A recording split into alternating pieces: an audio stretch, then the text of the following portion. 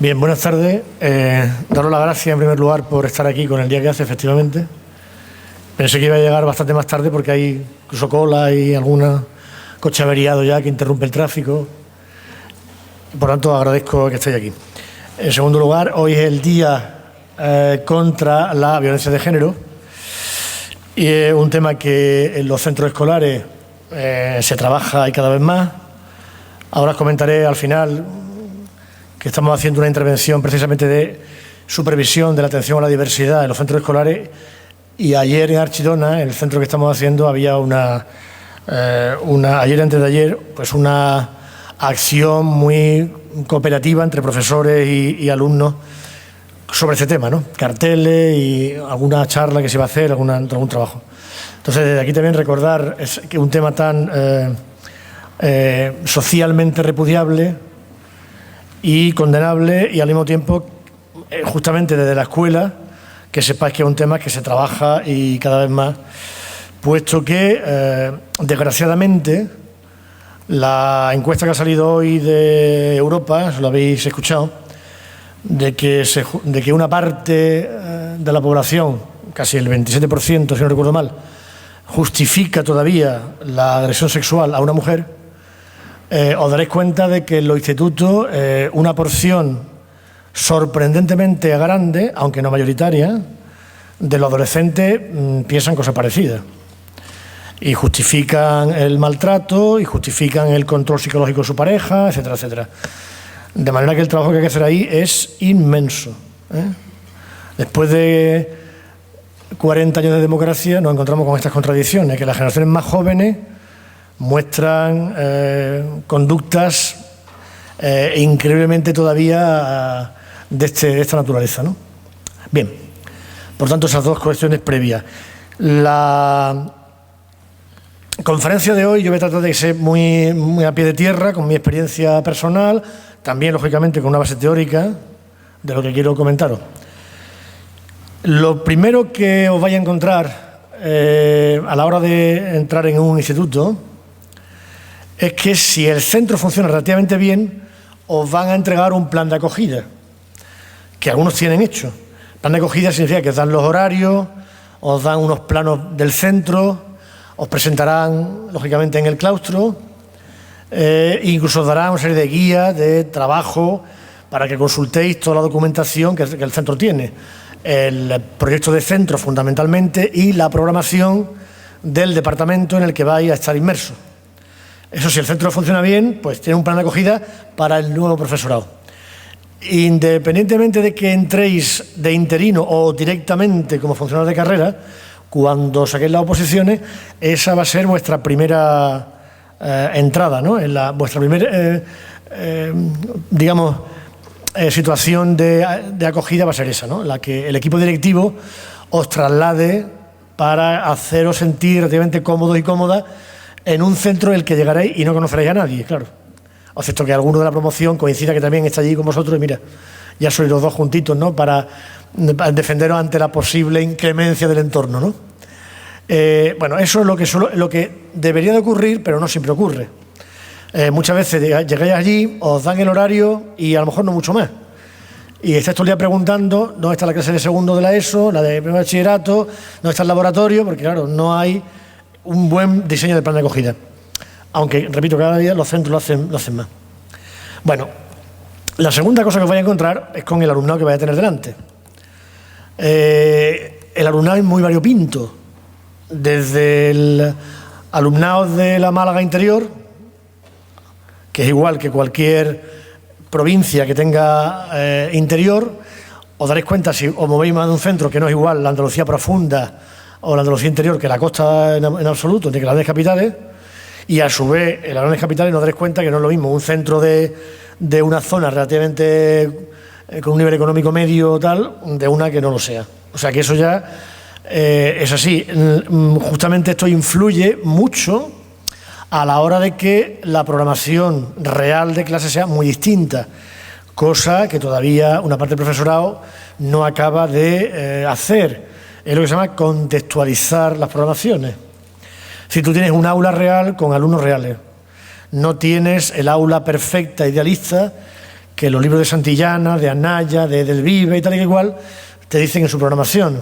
Es una programación que vale igual para un centro de La Palmilla que para un centro de una zona estupenda de La Coruña. Claro, eso luego, si no sabéis adaptaros y adaptar la programación, ya nos encontramos con el primer problema.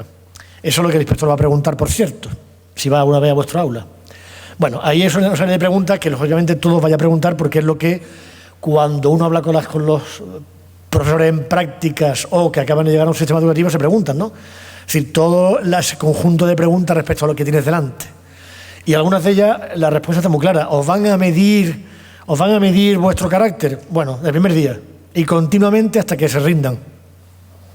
Porque es normal en cualquier colectivo que la gente se mida, ¿verdad? Y a ver si soy rápidamente, si enseguida caéis en el nerviosismo, si enseguida caéis en el autoritarismo, si enseguida caéis en la falta de paciencia o de negociación.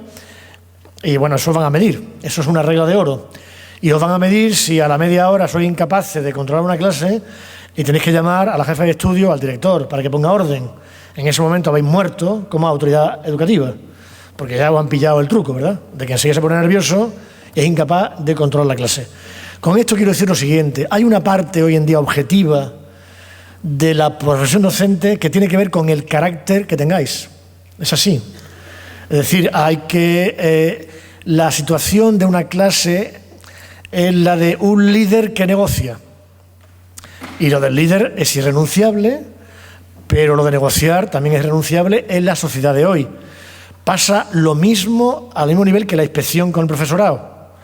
La inspección hace 30 años estaba lejanísima del profesorado. Cuando un inspector llegaba a un centro, aquello era tiembla el mundo. Y hoy en día pues cada vez son más igualitarias las relaciones. Esa es la sociedad que se ha ido construyendo en los últimos 40 años, con todos sus defectos, pero en la que las relaciones sociales son, y dentro de la jerarquía del sistema educativo, no son tan directivas como antes. Lo cual no quiere decir que haya que cumplir la norma, claro, la norma todo el mundo ha de cumplirla, ¿no? Pero me refiero a esas relaciones sociales que impregnan cualquier colectivo. Con vuestro alumnado va a ser exactamente igual. Y por tanto, el tipo de modelo de clase que vayáis a liderar es importante. Yo he puesto ahí una serie de virtudes necesarias. ¿Tenéis que imponeros? Sí, pero imponeros porque sois más hábiles que ellos, más listos que ellos, más estrategas que ellos a la hora de negociar cualquier cosa. Y en cualquier colectivo se negocian cosas. Sois ecuánimes, muy importante, sois pacientes, sois prudentes, sois exigentes, respetáis las mutuas expectativas, tenéis empatía y dais una motivación positiva. Diréis, madre mía, esto es la perfección. Bueno, pues que es así. Cuanto más tengáis ya personalmente estas cualidades, mejor. Eso implica que si yo soy una persona no tan empática, me cuesta trabajo, tal, porque incluso en mis relaciones personales me cuesta y tal. Bueno, ahí están los cursos de formación del profesorado, en la que una parte de todo esto se aprende, incluso dan cursos ya de liderazgo de grupo, precisamente, dinámica de grupo. ¿Por qué se dan todas estas cosas? Porque hacen falta. Porque el viejo esquema de clase hace 40 años, de la tarima elevada, con el profesor que era la autoritas y aquello no se discutía, eso ha cambiado. Lo cual no significa, repito, fijaros, imposición, claro. Y liderazgo, claro. Si no confundimos una cosa con la otra. Tenéis que ser líderes de vuestra clase. Eso se aprende, pero si uno no tiene esas cualidades personales, debe de formarse en torno a ello. Y por tanto, eso es una cosa que debéis de asumir. Hay una parte seguramente de vuestra formación que aunque en el máster se esté impartiendo, pues todavía tendréis que estar en una formación permanente, ¿no? Entonces, si algo de aquí os falla, pues tenéis que completarlo. Lo de las mutuas expectativas, por ejemplo, ¿no? Bueno, ahora me ha dicho Lola, un tema que cada vez interesa más es atención a la diversidad.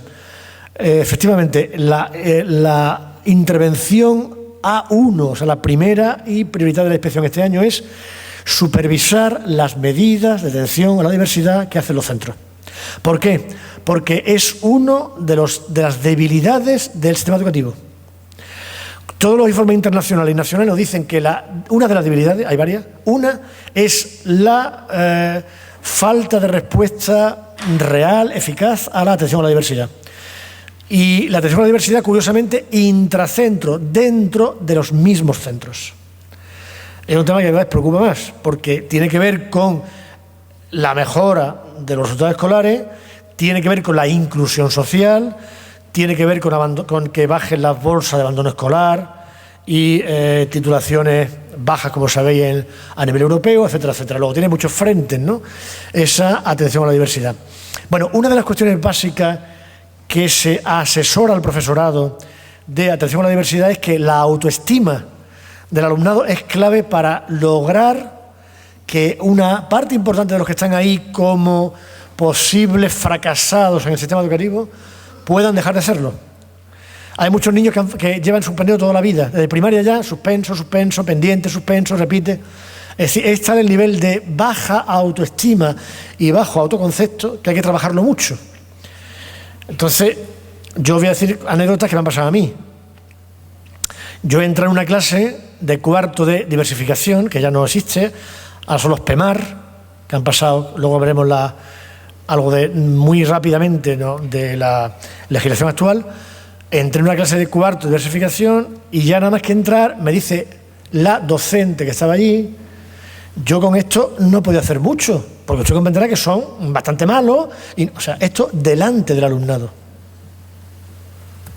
Claro, esto es justamente lo que nunca hay que hacer. ¿Cuál es el mensaje concreto en este grupo? Sería, no os preocupéis, hasta ahora había dificultades, esto vamos a intentar superar esas dificultades. Vamos a ver la forma en cómo podemos superar las dificultades. ¿Cómo queréis que se puede enfocar la clase? ¿Qué tipo de tareas podemos hacer? Esa es la negociación que os decía antes, por ejemplo, un ejemplo concreto. Y vamos a trabajar y vamos a conseguir cosas. A unos chavales que ya están en cuarto de diversificación porque ya han ido mal, ¿cómo tú delante del inspector dices lo que acabas de decir? Además, luego los miraba yo con una cara de infelices, ¿no? Esto sigue ocurriendo, cada vez menos. Sigue ocurriendo que lo de la motivación positiva, todavía hay padres que denuncian que cierto profesor le llama a los niños, soy uno inútil, nunca vais a conseguir nada, soy un desastre. Llamas al profesor, esto, repito, son anécdotas que me han pasado a mí, y le dices que sí, que es verdad, para motivarlo. Tú dices, oiga, esto no es una motivación. En fin, esto es el siglo XXI, esto no es motivación. Son cosas muy elementales, pero hay que saber que eso no se puede decir ni se puede hacer en una clase actual. Y si uno no sabe motivar, pues vuelvo a repetir, dinámica de grupo, liderazgo, y veréis cómo se aprende a motivar a las personas. Porque es fundamental hacerlo. Hay quien dice, yo no estoy aquí para motivar a los niños, estoy para que sea matemática. Gran equivocación. Luego veréis el artículo 91 que os voy a poner para que cuando acabéis este máster os penséis muy bien si realmente queréis ser profesora y profesora o no. Porque el artículo 91 de la LOE, que no ha modificado la 11, por cierto, habla de un montón de funciones. O sea, que esa vieja perorata que todavía uno oye, de que yo estoy aquí para enseñar matemáticas, está la gente muy equivocada en torno a eso. Y está en una ley orgánica, no unas instrucciones, no, ley orgánica. Por tanto, eso es muy importante que lo penséis bien. Y que todo lo que dice ahí, que luego veremos, si yo esto, pues lo que os he dicho, a formarse. Porque seguramente el máster, por mucho que quiera formaros, no será, siempre habrá cosas que pueden mejorarse. Mira, el clima y la dinámica del aula.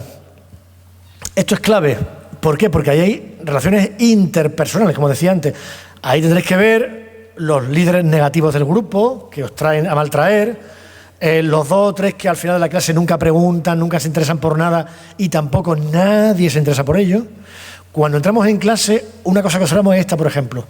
Los típicos 2 o 3 niños o niñas que van bien, son además hiperactivos, y cuando pregunta a un profesor, siempre está con la mano levantada, yo, y te das cuenta como al final muchos profesores caen en esto. Solamente responden y tienen relaciones interpersonales con los que están todo el día interpelándolos.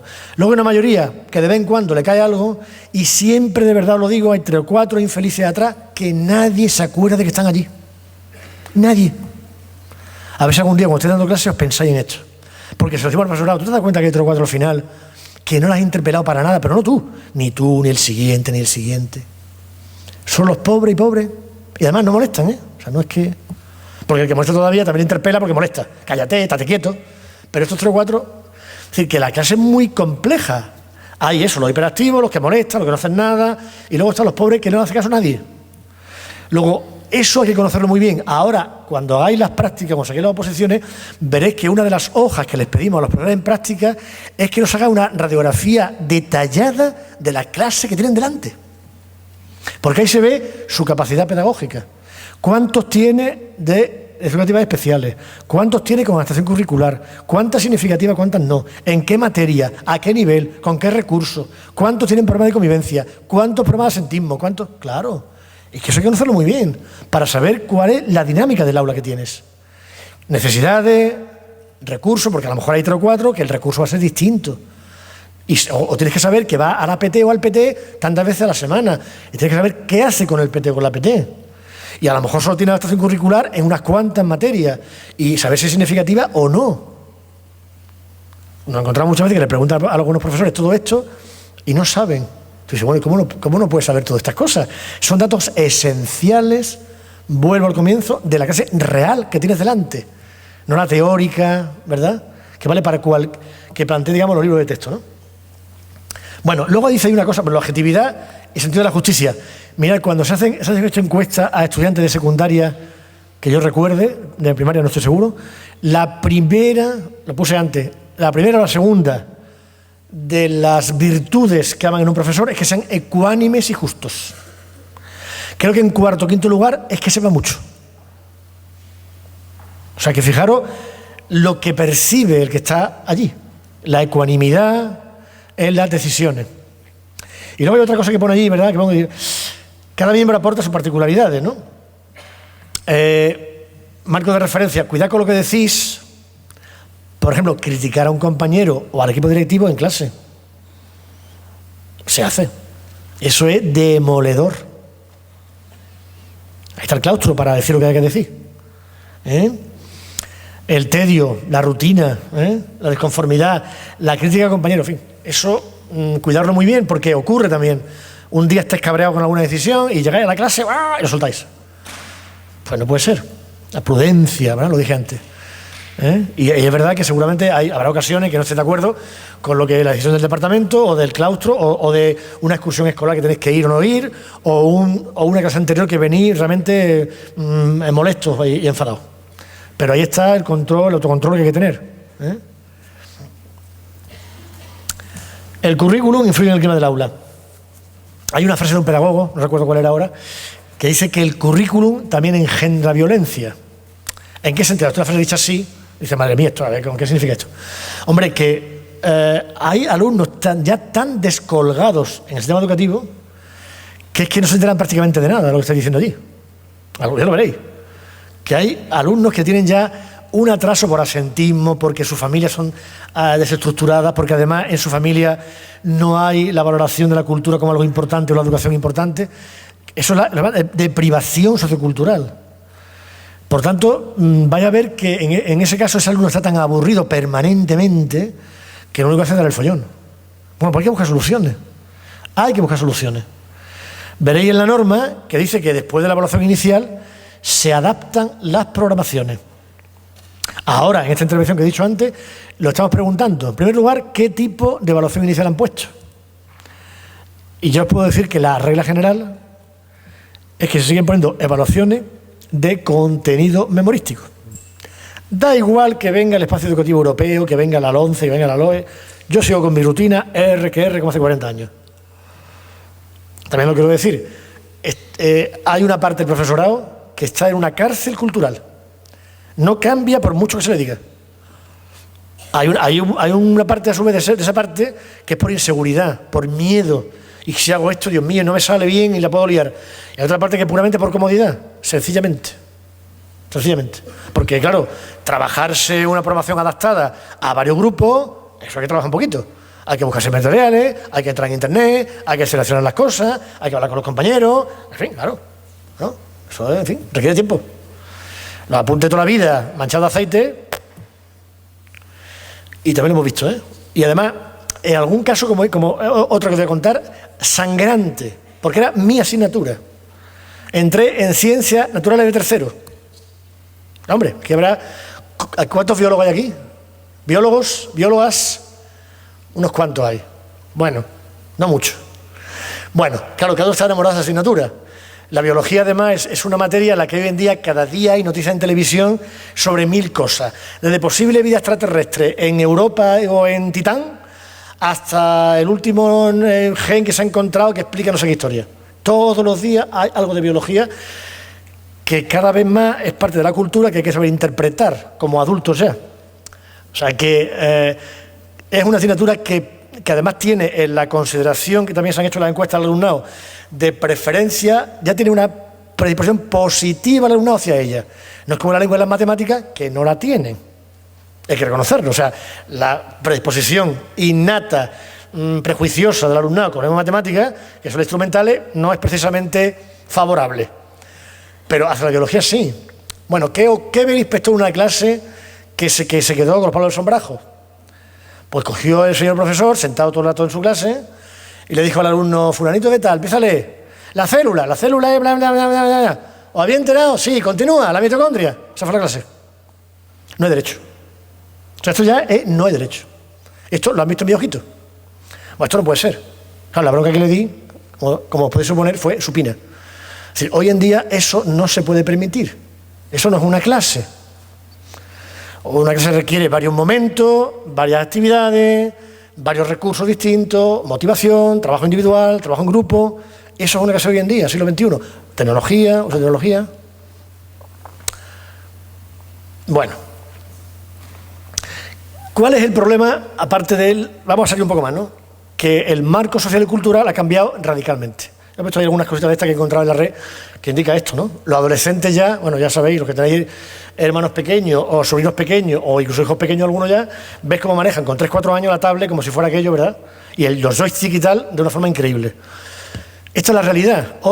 Ayer estábamos asesorando precisamente a un centro en las prácticas que otros centros están haciendo de permitir el uso del móvil ya como herramienta en clase. El móvil, porque es un pequeño ordenador. Y cuando veáis los móviles que tienen los niños, os vais a enterar lo que vale un peine. Mejores que los nuestros. Muchos de ellos tienen ya su tablet, su no sé cuánto, su app. Increíble.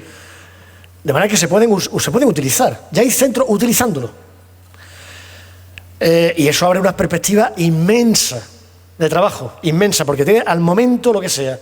Desde una búsqueda de un trabajo, en ese momento de ver lo que es una clave dicotómica, me voy a biología, porque es un estándar que pone que los niños sepan usar la clave dicotómica. Vamos a ver, entrar a la red, que a ver qué es la clave dicotómica. Vamos a no sé cuánto. Ya, al momento. ¿Cuál es el problema? Que la mayor parte de los centros, lo veréis también, tienen en su regla de convivencia que no se pueden llevar móviles, en algún caso, extremo, o que se pueden llevar, pero nunca sacarlos en clase. Entonces estamos diciendo a los centros, hombre, con reglas que estén pactadas, de luego la negociación, ¿no? Se habla con los delegados de clase, se hace a ver cómo lo podemos todo articular, ¿no? Pero no utilizar el móvil hoy en día en clase como una herramienta posible educativa, pues a lo mejor no es lo ideal ya, ¿no? Vamos a regular el uso, eso sí. ¿Por qué? Por lo que pone ahí, ¿no? Es que esta es la realidad que tenemos hoy en día. ¿Qué ha pasado en los últimos años con la crisis? Que gran parte del material de los centros no se ha renovado. Los que mandó la Junta en su momento, los pequeños ordenadores, están muchos de ellos rotos. O cuando se ponen en marcha tardan en cargarse. O Andarrea que el día no funciona. Es decir, esos son los problemas que tenemos. Entonces, muchos profesores ya no ves que usan los ordenadores de la Junta. En cambio, las pizarras digitales sí se están consolidando. Con el siguiente matiz, también os lo digo, que no se usen como una pizarra normal, porque para eso no nos gastamos un pastón.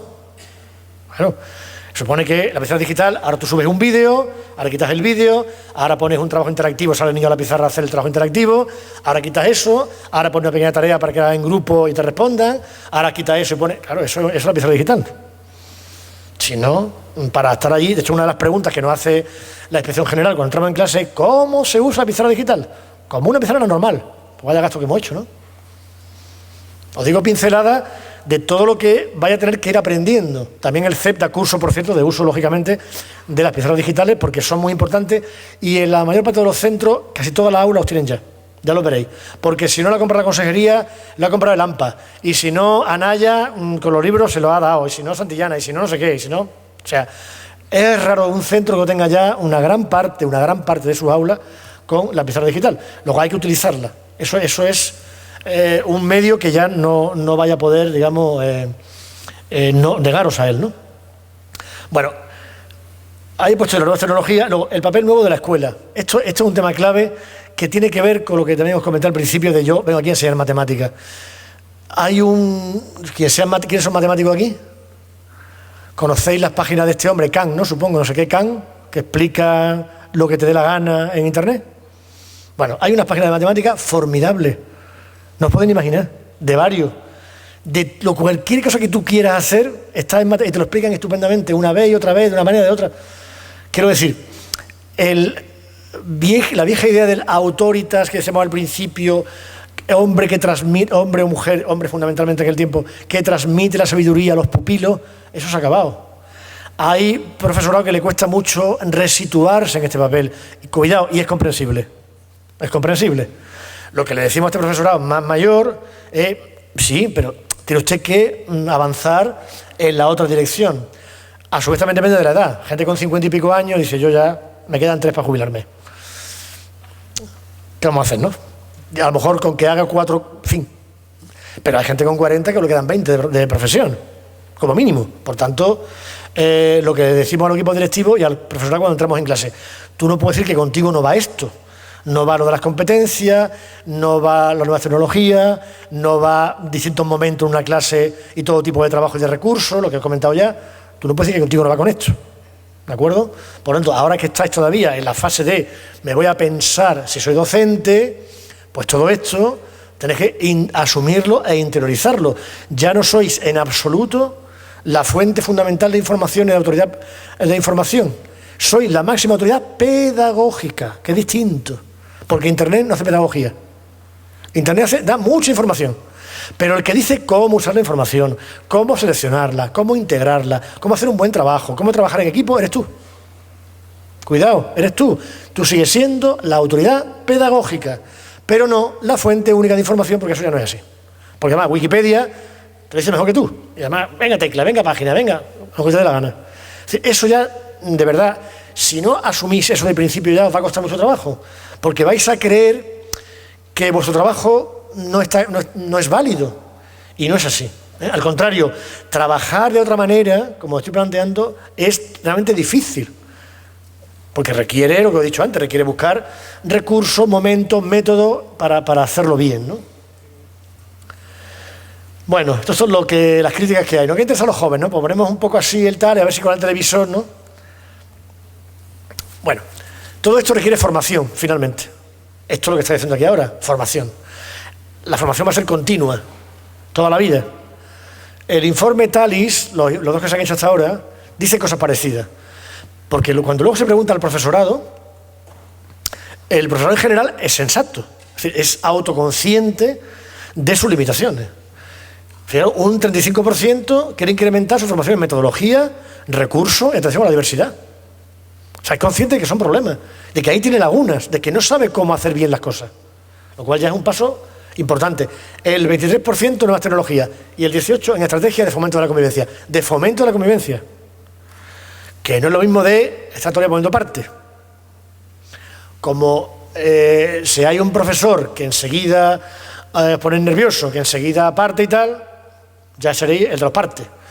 También os digo algo concreto de mi experiencia personal.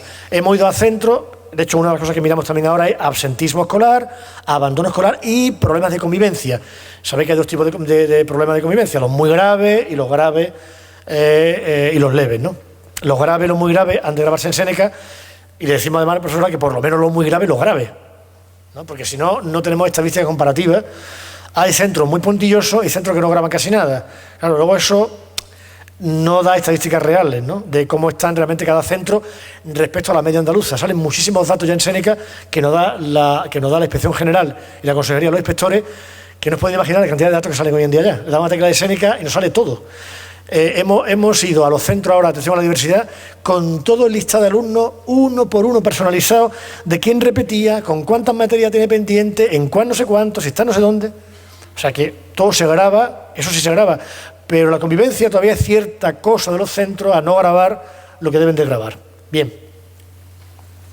En el tema de la convivencia hay una preocupación generalmente de los centros por prevenir la violencia. Prevenir los problemas y los conflictos. O sea que esto también hemos pegado un salto tremendo del profesorado que ponía parte, más parte. Yo dirigí un centro, dirigí varios, hace 14 años dirigí el último centro. Y recuerdo que iba continuamente al aula de una docente y de un docente, uno de cada, lo que he dicho antes, y era porque no podían con las clases. Entre los dos acumulaban el 80% de los partes que se ponían en el centro. Eso lo he encontrado varias veces ya como inspector en otros centros. Es decir, que 2 o 3 profesores acumulan el 80% de los partes que se ponen. Eso es una ansiedad continua. Parte y otro parte, y venga, y al jefe de estudio. Claro, eso es horrible. Cuidado, y la persona, el profesor que está en esa situación lo pasa muy mal. Pasa que lo decimos, es que esa no es la fórmula. Si la fórmula está poniendo parte. Porque es que, claro, estás tú como todo el día en ebullición y la clase está continuamente en ebullición. De hecho, entran profesores detrás de alguno de este tipo de profesores y te dicen que le han dejado la clase hecha un cisco. Que tienen que dedicar 15 minutos a tranquilizar al alumnado. O sea, fijaros lo que el clima de aula influye, que lo puse ya antes. Y por eso la preocupación de muchos profesores de formarse en cómo fomentar la convivencia. ¿Vale? Cuando surge un conflicto entre dos, la solución no es poner 2 partes y los 2 a la calle, sino en cómo afronto yo el conflicto que ha surgido, paro la clase, hay dinámica de grupo, a ver qué ha pasado, qué emociones se han suscitado, porque esa es la formación que hay que tener. Y diréis, siempre, no siempre, como siempre, como en todo en la vida hay un límite. La paciencia, la prudencia, todo eso tiene un límite, ¿eh? No he dicho que sea ilimitada. Creo que me entendéis, ¿no? He dicho que sea ilimitada. Pero la primera reacción nunca puede ser la imprudencia o la impaciencia. Se habla, qué pasa, qué no pasa, cuál es el conflicto.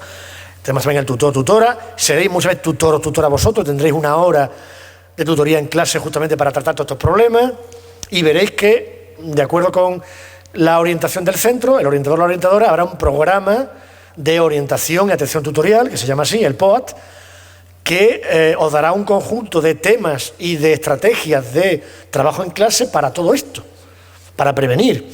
Ya veréis la facilidad con la que se insultan, la facilidad con que están todos los días, sobre todo ellos, la testosterona es muy mala, todo el día, ¿verdad?, en los pasillos, en fin. Y claro, entonces hay que estar atento a que los conflictos nunca lleguen a degradar la convivencia, ¿no? Muchos de los conflictos son conflictos normales, que no hay que darle más importancia, porque son conflictos normales de cualquier grupo, y hay otros que sí, que hay que afrontarlos, ¿no? Evidentemente. Y a veces hay que tener estrategia de cómo afrontarlo. No basta con decir o con intentar hacer algo que luego sale mal. Luego la formación en este campo, como decía, es clave también.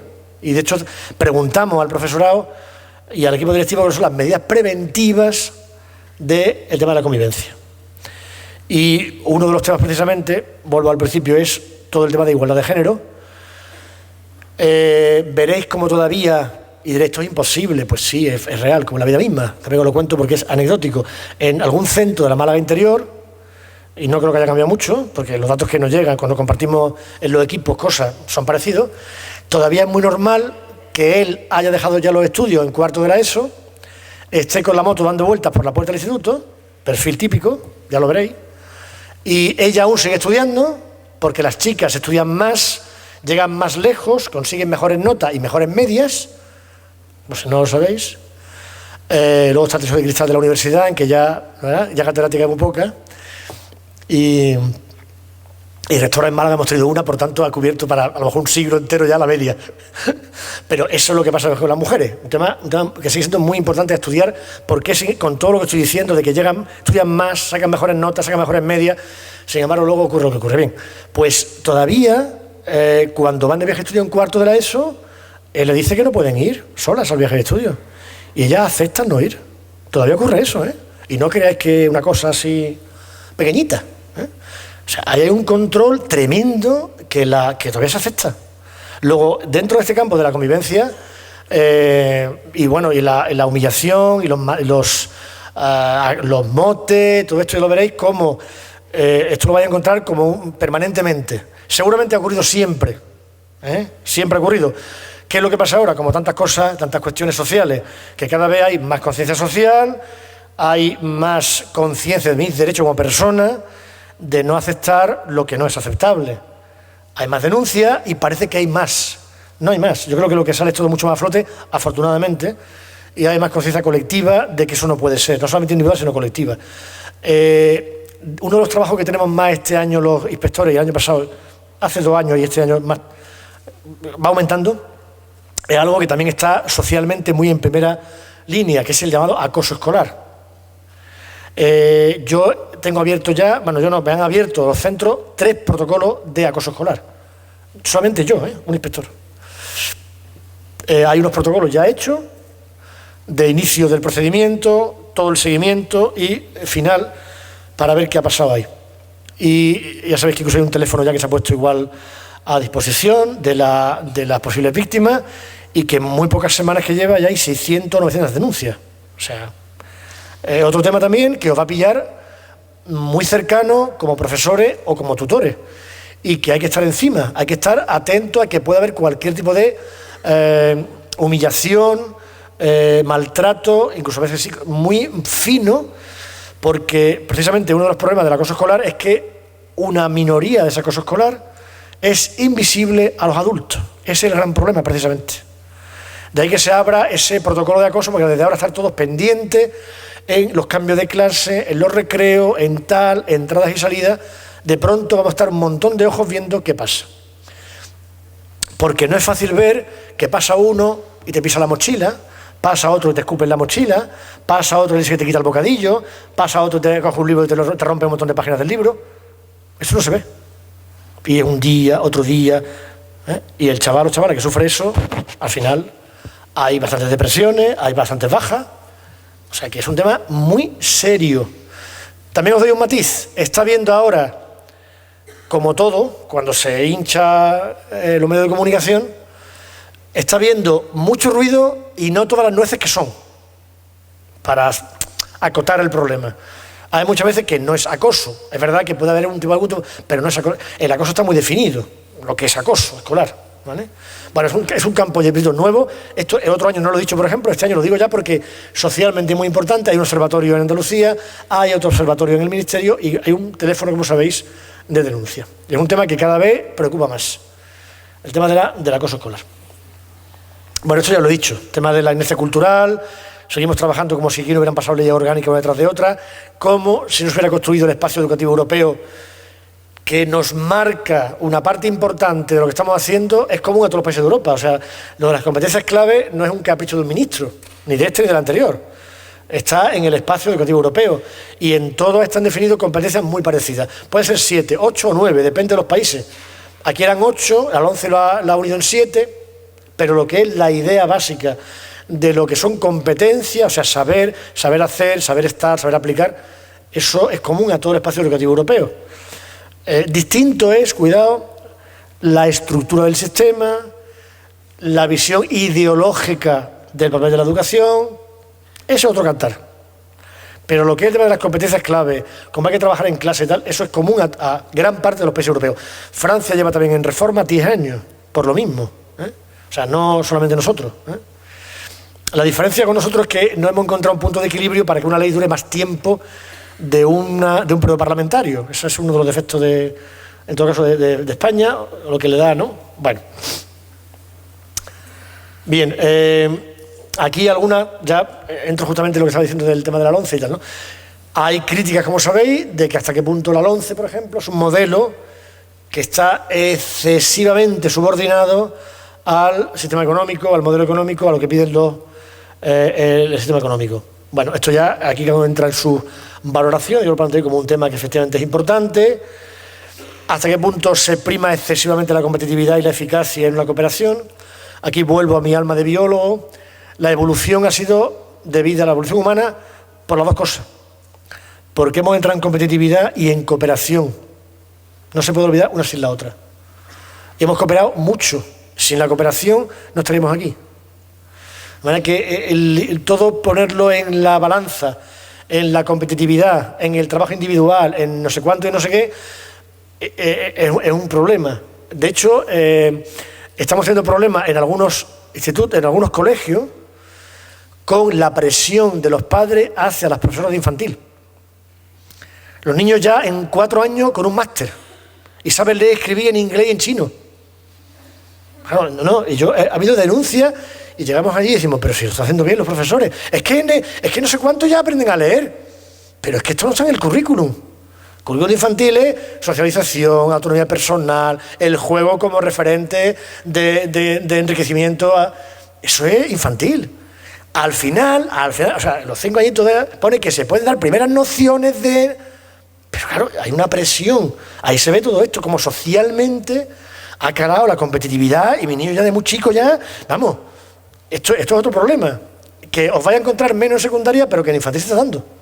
Esta presión social a que ya desde muy chico, ¿no? ¿Vale? Y es porque hay un excesivo,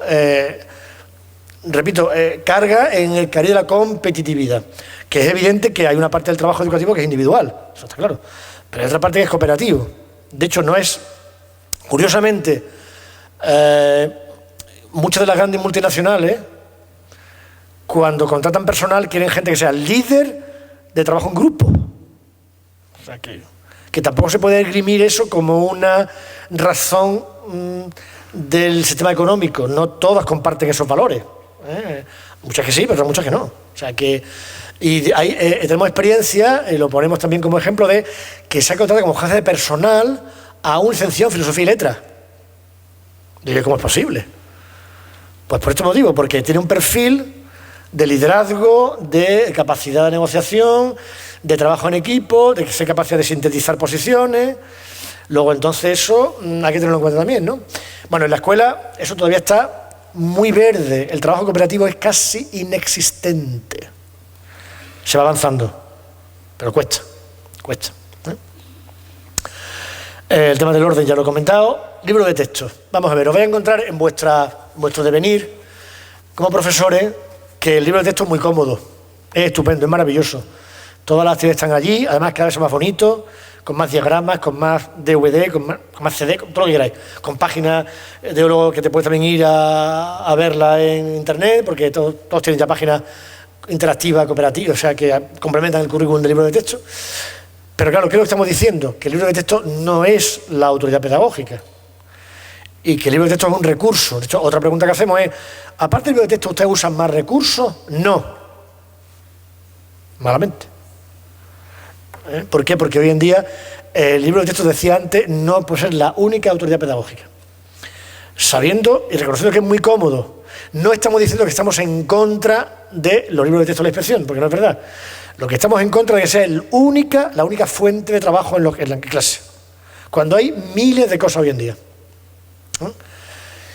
Y por tanto, no puede ser que haya que hacer las 40 actividades del tema 4 que pone Anaya Santillana. ¿Quién dice que hay que hacer las 40 actividades? Miraros, muy importante también, cuando luego veamos la legislación, pero lo digo no a nivel de legislación, sino a nivel de vuestro trabajo en clase. Miraros, porque estáis a tiempo y vais a tener que estudiar para oposiciones, miraros muy bien lo que es el Real Decreto y el decreto sobre vuestra materia. ¿Cuáles son los estándares de aprendizaje y cuáles son los criterios de evaluación? Porque eso hay que trabajar en clase. Y ahí veréis, como muchos estándares, no hay que hacer ningún examen. Otra rutina, que es que veáis que la manía de hacer solamente pruebas escritas. El ejemplo que antes puse en las claves dicotómicas.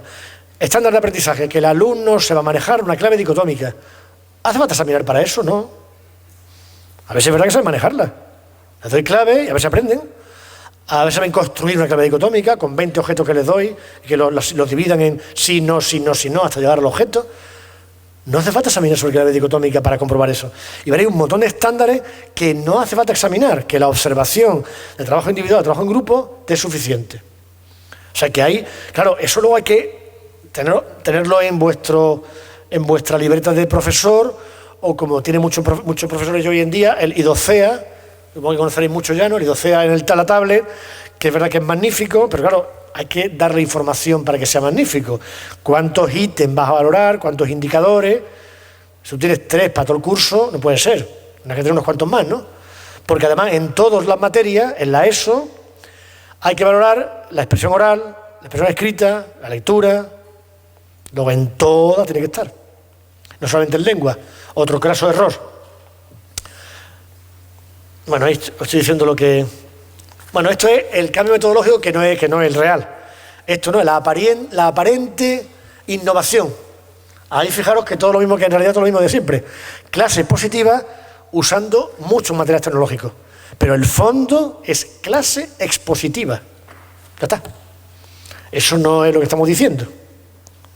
Nos encontramos con una parte de profesores que creen que esto es la nueva tecnología y una clase diferente. Hombre, es verdad que más agradable puede ser, ¿no? Pero el fondo es el mismo, ¿no? Clase expositiva. Bueno, ahora autocrítica o crítica. ¿Por qué estáis aquí? Eso es una reflexión interior, eso decía antes, lo digo, yo lo he puesto, ¿eh? Si se molestan, yo estoy aquí para esto, me molestan un poquito. La vocación es fundamental. Y luego veréis las funciones de un profesor. Si no tenéis vocación, os tenéis que pensar. Porque si tenéis la capacidad de aprobar pronto las oposiciones, yo veo aquí, os veo muy jóvenes a todos, muy jóvenes, vais a estar muchos años en la enseñanza.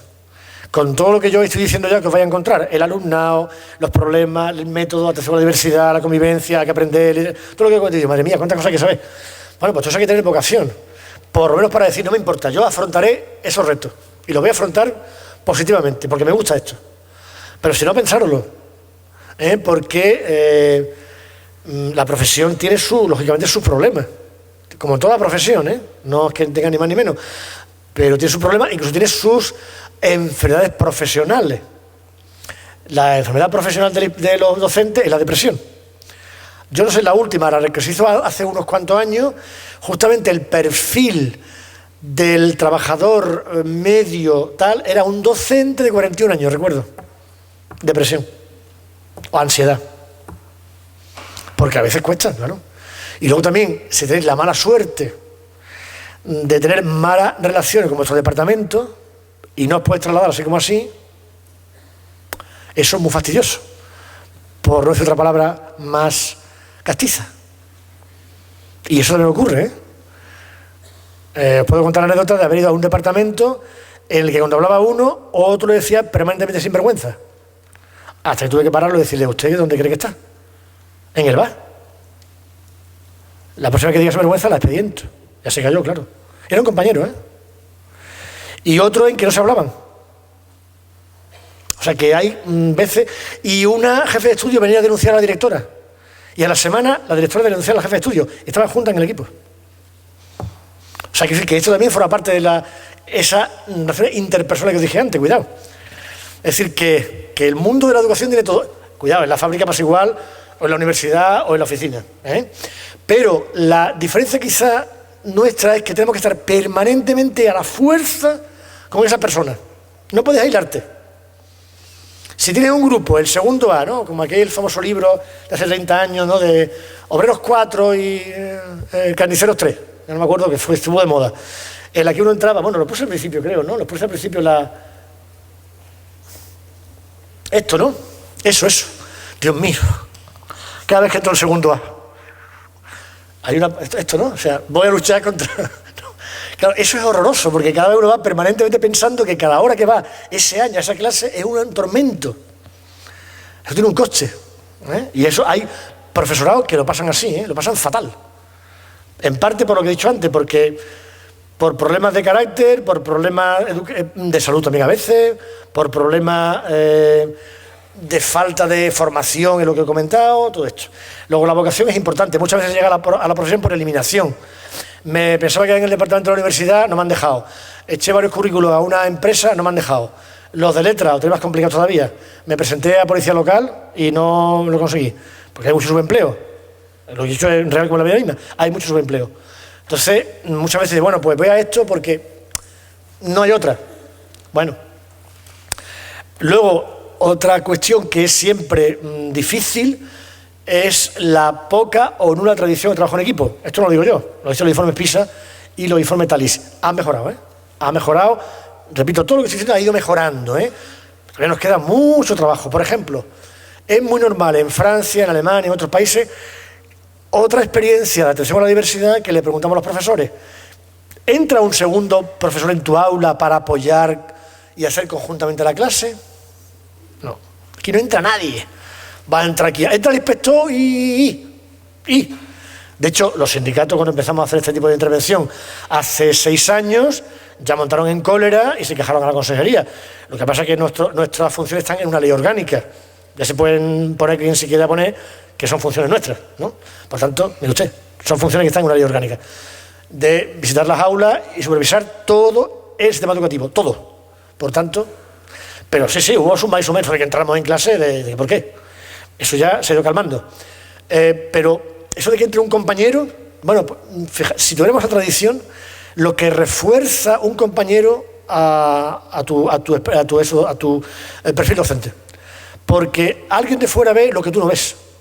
Cómo te repites, por ejemplo, como yo seguramente hoy, o tengo coletilla que he dicho 50 veces ya y estáis harto de oírmela, las 1000 cosas que uno tiene, la rutina, los tics, o que cree que introduce un tema bien y dice, madre mía, la introducción que ha hecho no se ha enterado la mitad. O al revés, no, que hemos planteado un trabajo y era muy dificultoso aquello. Oye, y ese perfil de trabajar conjuntamente los dos, atendiendo a los que van más atrasados, cómo queremos enfocar esto, este ejercicio a ver cómo lo voy a enfocar con ellos, o mira, a ellos le he preparado este material distinto, el tema es el mismo. Habría un campo enorme de trabajo conjunto. Lo preguntamos, estamos preguntando, ¿esta experiencia, que es otra medida más de atención a la diversidad, se está haciendo? No. En general, nos cuesta muchísimo trabajo, muchísimo trabajo. Y luego, cuando entramos en las actas de resultados, nos encontramos siempre la misma coletilla, sea el centro que sea, la que está ahí. Nunca hay ninguna responsabilidad del docente. Somos perfectos y maravillosos. Nuestra metodología está a la última, nuestros recursos son formidables, nuestra capacidad de motivación es excelente. Claro, dice la norma que se evaluará los procesos de enseñanza-aprendizaje y la práctica docente del profesorado. Lo dice la norma. Tradición cero. Eso de evaluar nosotros, por favor. Hay un montón de retos que superar, porque es verdad que hay una tradición, yo quiero siempre daros también un poco la parte comprensiva, ¿no? Es verdad que hay una tradición de que nos evaluamos para tirarnos las cosas negativas a la cabeza. Es verdad. Este país es un poco cainita en ese sentido, ¿no? La evaluación para la mejora en Europa lleva muchísimo más tiempo. Y todo el mundo se evalúa y todo el mundo sabe que es para mejorar. Si algún compañero utilizara esto para utilizar una reunión en plan negativo contra alguien, sería mal visto. Porque no está para eso la evaluación. Es para mejorar. Y se comparte para mejorar. Yo estuve en un curso de la Consejería de Inglés en Manchester hace unos cuantos años y a la semana ya estaban diciendo los que evaluáramos al profesorado. A la semana. De si eran buenos, si entendíamos las explicaciones, si iban rápido, si no iban rápido los recursos. Ya estaban pidiendo los que evaluáramos al profesorado a la semana. Y lo veían tan normal. Eso de que aquí los niños evalúan a los profesores, por favor, ¿cómo es posible? Bueno, pues un montón de todavía retos que nos quedan por superar. Entre ellos, repito eso, es verdad que hay una conciencia negativa de que la evaluación es para tirarnos los trastos a la cabeza. Y no debe ser así. Nosotros con la evaluación que llevamos haciendo en los últimos años, que primero fue prioritaria, se llamó así, luego fue intervención por factores clave, la de los últimos 5 años, y este año la intervención, factores clave, pero centrándonos en la atención personalizada, en la atención a la diversidad, hemos ido convenciendo a los profesores que la inspección al menos sí está haciendo eso. A la gente no se le da la bronca, a la gente no se le regaña, no se le humilla, no intervenimos en clase. Al final todo eso decimos, mira, esto tal o esto cual, mira, la evaluación debería de considerar esto, no he visto que ha puesto muchos indicadores, eso es lo que se les dice. Pero ahí no hay ni bronca, ni humillaciones, ni degradaciones, ni expedientes, nada de eso. O sea, lo digo para que lo sepáis. Y también la inspección tenga otro perfil, porque ya poco a poco vamos convenciendo al profesorado de que somos un factor que simplemente por ser dos cosas, observadores externos, no estamos implicados emocionalmente en nada de lo que ocurre en el clima de aula, ni cómo te llevas tú con el equipo directivo. No tenemos ni idea de eso. Y en segundo lugar, no intervenimos en los procesos, digamos, directamente, sino que nuestras referencias son en la enorme cantidad de aulas que hemos visitado. Luego tenemos una media de lo que está en la media, de lo que está mejorable y de lo que está para felicitar. ¿Felicitamos a profesores? Muchas veces. Muchas veces. Luego hay parte del profesorado haciendo lo que yo digo aquí, que es el ideal, que he intentado trasladaros un poquito cuál es el ideal de profesor cuando empecéis a trabajar. Sí. Especialmente los centros bilingües. Porque se les obliga a hacer el proyecto integrado. Y por tanto han tenido que trabajar a la fuerza en grupo. y trabajar el tema del inglés en varias materias, y trabajar la tecnología, y usar el vídeo para poner cosas de inglés. Y hemos visto clases tanto en primaria como en secundaria, de clases bilingües, realmente para grabarlas y mostrarlas como buenas prácticas. Porque vemos que lo que decimos que se puede hacer, o que se debe hacer, se hace. Luego no es una entelequia, ¿vale? Entonces, claro, y hay que felicitar al profesorado, pues por escrito, cuando se hace el informe, se pone que se felicite al profesor tal y tal y tal, efectivamente por su buena práctica, por su... O sea, que también resaltamos lo que se hace más allá de la norma, porque hay gente muy buena, ¿eh? Acoto ahora, no sé si conocéis el informe de Marina, el libro blanco que hizo para el Ministerio, que desgraciadamente al final no sé para qué ha servido para mucho, pero que lo hizo, para sentar las bases de un pacto por la educación. No sé si el ministro nuevo, ahora lo va a retomar en esta posible negociación parlamentaria, como sabéis que se dice que se va a iniciar, pero ahí decía una cosa un poco dura, pero salió titular en todos los periódicos, ¿no? Que hay un 20% del profesorado magnífico, haciendo cosas magníficas, hay un 60% que si se le motivara, que si se le iría detrás del 20%, que serían 80%, y hay un 20% que hay que echarlo. Eso dijo Marina, ¿eh? Porque son los que no responden a nada de esto. Son el de antes de ciencias naturales. Lee la célula, ¿veis, niños? Venga, sigue, ¿no? O sea, que Marina dijo esto, ¿no? 20, 60, 20. Porque ya no están dispuestos a atender más razones. Bueno, eso lo dijo él. Luego, algunos datos que tendría. Pero que hay un 20% de profesores haciendo cosas realmente magníficas, por supuesto que los hay. Que también quede constancia en esta ponencia, que no llevéis una visión nada más que de tres... No, claro que hay gente muy buena haciéndola. Y hay un 60% que se le dan campo y también seguridad, porque yo os he reconocido que a veces que ponen seguridad, miedo, tal. Bueno, pues se le apoya y se le asesora, pues seguro que va a ese campo, ¿no? de una enseñanza del siglo XXI, ¿no? Bueno, aquí está esto, que resume un poco supongo que lo leéis, ¿no? Esto está muy bien, me parece magnífico, ¿no? Porque es similar en cualquier sistema educativo, ¿no? Dice, ¿cuándo llegaron los peregrinos a Plymouth Rock? ¿No sabéis? Los peregrinos del barco que llegó para fundar la primera colonia, ¿no? Que huían de la corona británica, ¿no? A Plymouth Rock, dice, en 1620. Dice, como ve, he memorizado ese hecho inútil, el tiempo suficiente para pasar el examen, ahora intentaré olvidarme para siempre, usted no me ha enseñado nada, excepto cómo manipular cínicamente el sistema. Felicidades. Cuando se hace un análisis de la memoria a corto plazo, a largo plazo, una enorme cantidad de lo que había estado allí machacando horas y horas, se ha olvidado. La pedagogía, hablaba con Lola ahora, digo, claro, el problema está en que no tenemos, yo no sé si, espero que en el máster, la pedagogía lo que permite es construir una enseñanza que son redes. Las redes ya es lo que es para toda la vida, no se olvidan la vida. Las redes no se olvidan los datos, pero la red estructural que tú has creado de una materia no se te olvida. Si yo sé que la química orgánica es la química del carbono y tengo claro qué es el carbono, sus propiedades, por qué no sé cuánto, por qué no sé qué, a lo mejor no me acuerdo la forma del propano, pero eso no es importante, la puedo buscar en cualquier momento. Pero sé cómo funciona toda la arquitectura molecular de la química del carbono, que es la clave para explicar la vida, por ejemplo. Entonces, el sistema de redes, eso también es parte del tema de las competencias, ¿eh? Esto ocurre, desgraciadamente, todavía. Memorizar. Yo fui el primer COU. Hice revalida de cuarto, revalida de sexto y primer COU. Bueno, hice 4 años de latín. ¿Os podéis creer que me acuerdo solamente de que había 5 declinaciones y 4 cosas más?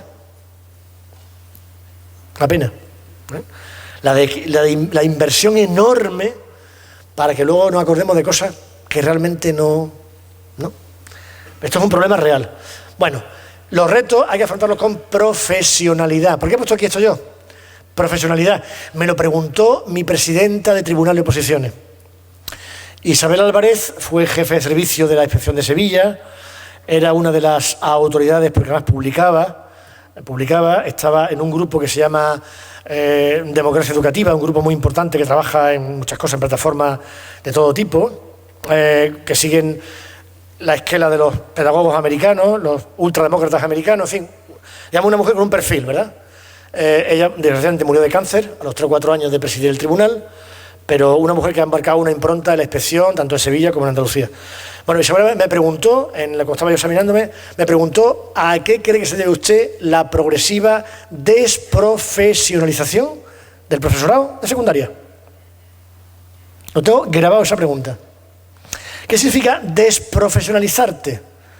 Todas las prácticas que hemos dicho antes que no pueden ser rutinarias, los apuntes de siempre. Mira, la profesión se distingue por una cosa. Porque yo tengo herramientas y estrategias que alguien de fuera no tiene. Porque eso que hizo del libro de ciencia, lo puede hacer cualquiera. De cualquier materia. Lee. No. Esa es la profesionalidad. Hay que aprender método, recursos, estrategia, todo lo que hemos ido comentando durante esta ponencia que os estoy dando, porque eso es lo que os vais a encontrar para ser buenos docentes. En la fase de prácticas, cuando ya demostráis que habéis sabido mucho de vuestra materia, ahí lo que se valora es la capacidad docente, y lo pone la resolución que sale cada año en la fase de práctica. Lo que valora la Comisión de Evaluación de Centro, que os evaluará, es vuestra capacidad docente. No que sepáis mucho de vuestra materia. Eso seguramente es un factor, pero no es el factor fundamental. Bueno, esto es lo que también quiero deciros. La Inspección de Andalucía está comprometida precisamente en que seáis la autoridad pedagógica de las clases.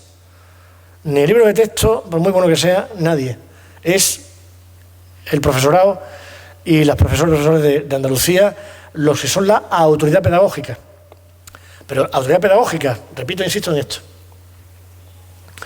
Voy a ir muy rápidamente porque sé que os interesa, pero luego me piden siempre, Lola, que lo ponga en plataforma, y lo pondré toda la parte de normativa, que ya está al día. El año pasado había cosas que decían, bueno, ya saldrá, ya se derogará esto.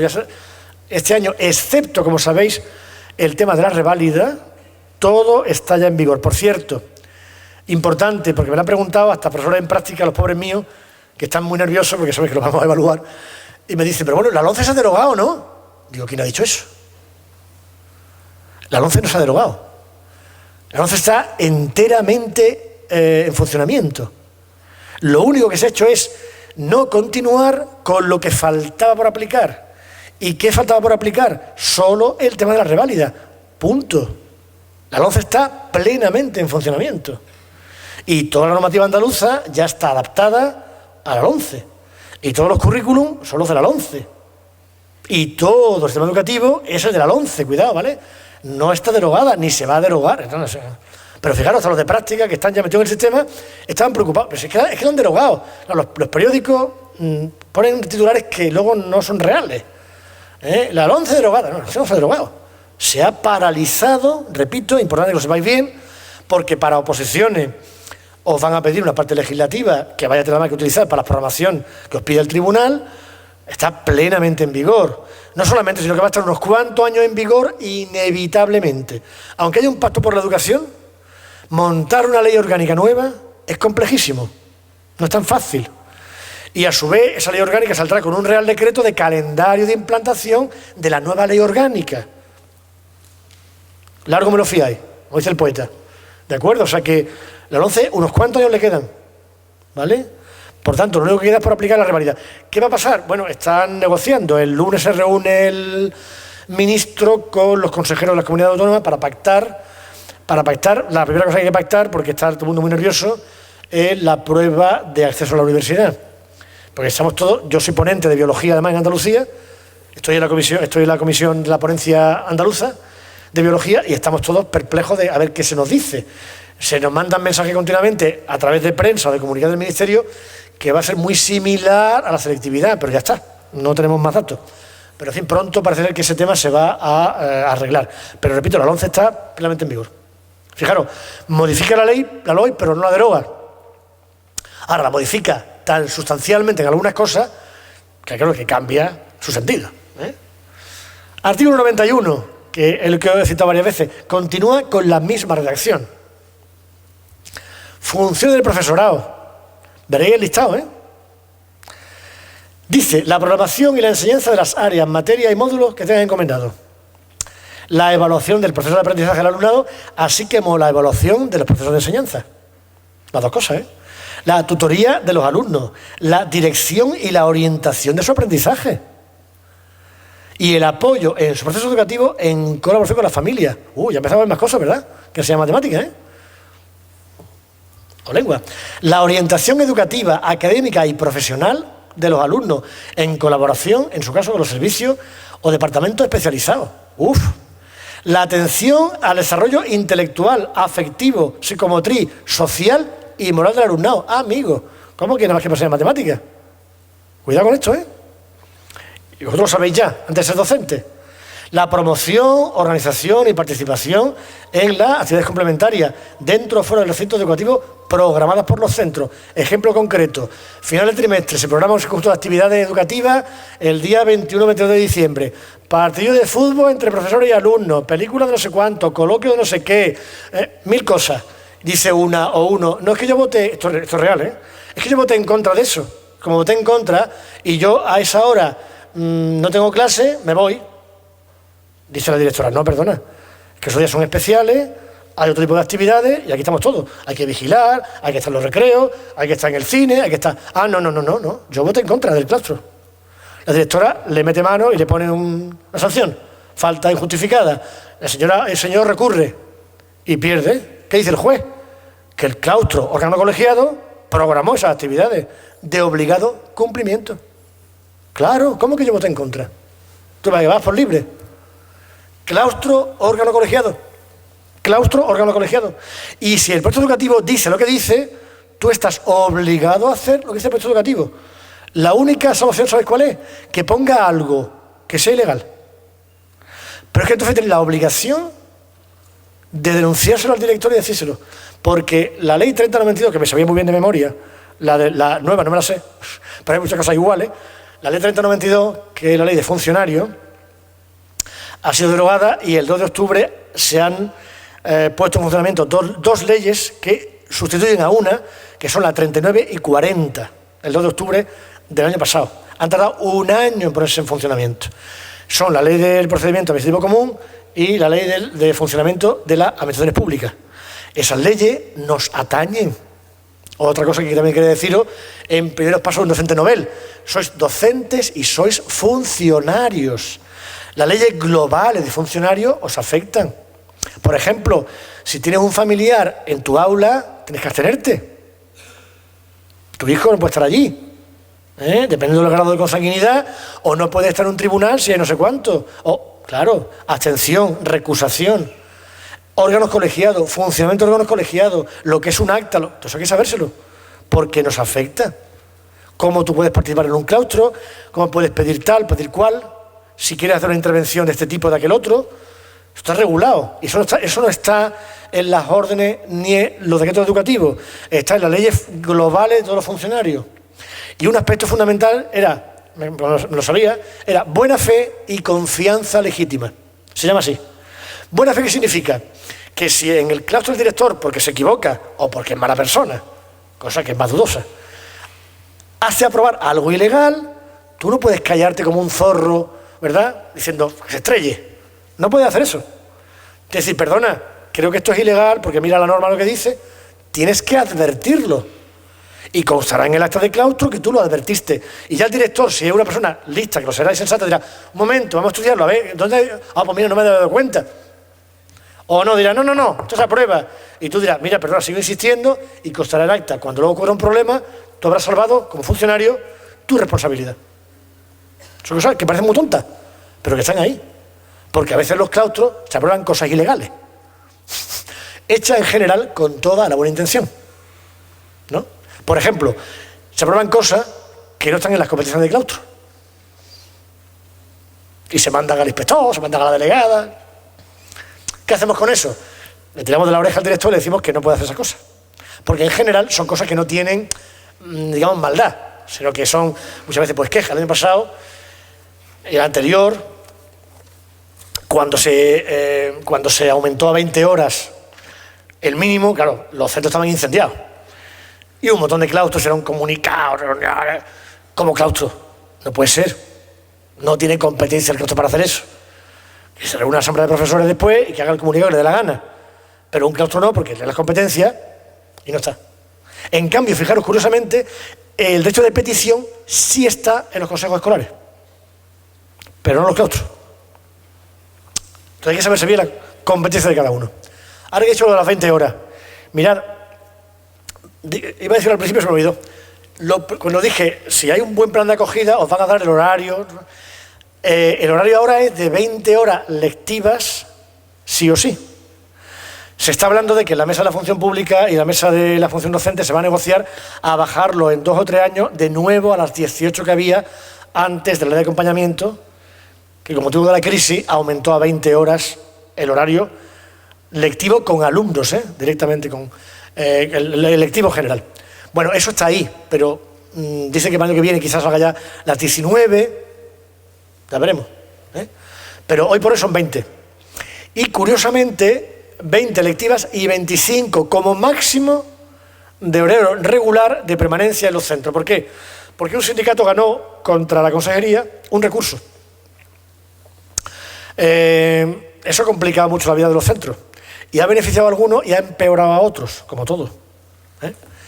¿Por qué? Porque ahora los tutores que antes estaban más libres, pues ahora se han visto cargados de guardia y los jefes de departamento. Bueno, eso son cosas más. Pero claro, al ser como máximo 25 horas, como máximo y total, o sea, 25 horas de horario regular de permanencia real en los centros. Y las otras 5 horas de horario irregular y las 7:30, hasta ahora 7:30, aunque se ha propuesto ya cambiar otra vez a las 35, en casa, ¿no? Eso era el global de 25 permanencia en el centro, de las cuales 20 son lectivas, 5 de horario irregular. ¿Irregular qué significa? Claustro, consejos escolares, actividades complementarias, lo que no tiene un horario regular, sino que se computa mensualmente. Y luego las 7:30 en casa de preparación de exámenes, de material, etcétera, etcétera.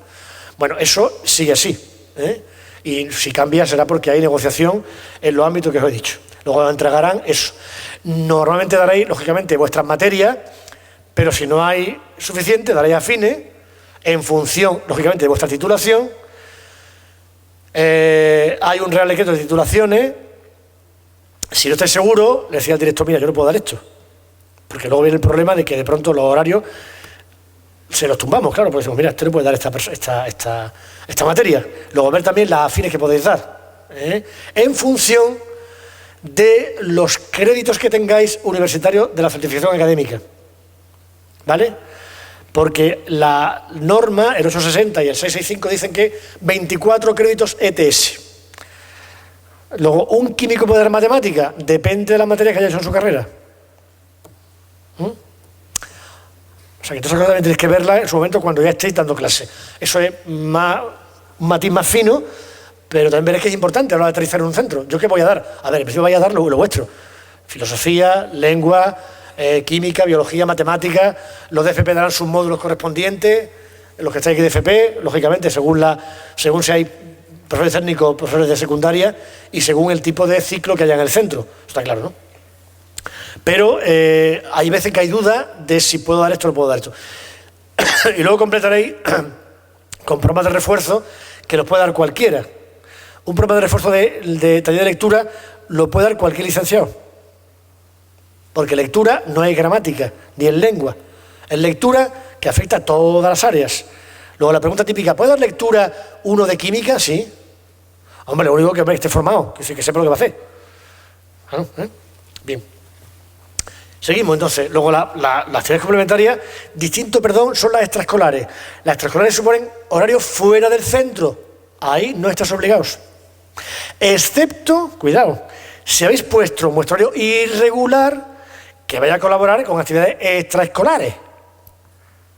Entonces puede ser el director y decir, perdona, tú tienes al cabo del mes 5 horas de cómputo global de extraescolares. No me digas que te niega ahora a ir a tal viaje, a tal cosa. A la Alhambra Granada, que es un día. Típica, ¿no? O al Parque de la Ciencia. Quiero decir, también, cuidado con los matices con esto. Porque hay profesores que se ponen esto y luego realmente colaboran. Pero tú no puedes ponerte eso como truco y luego decir, yo no voy a nada.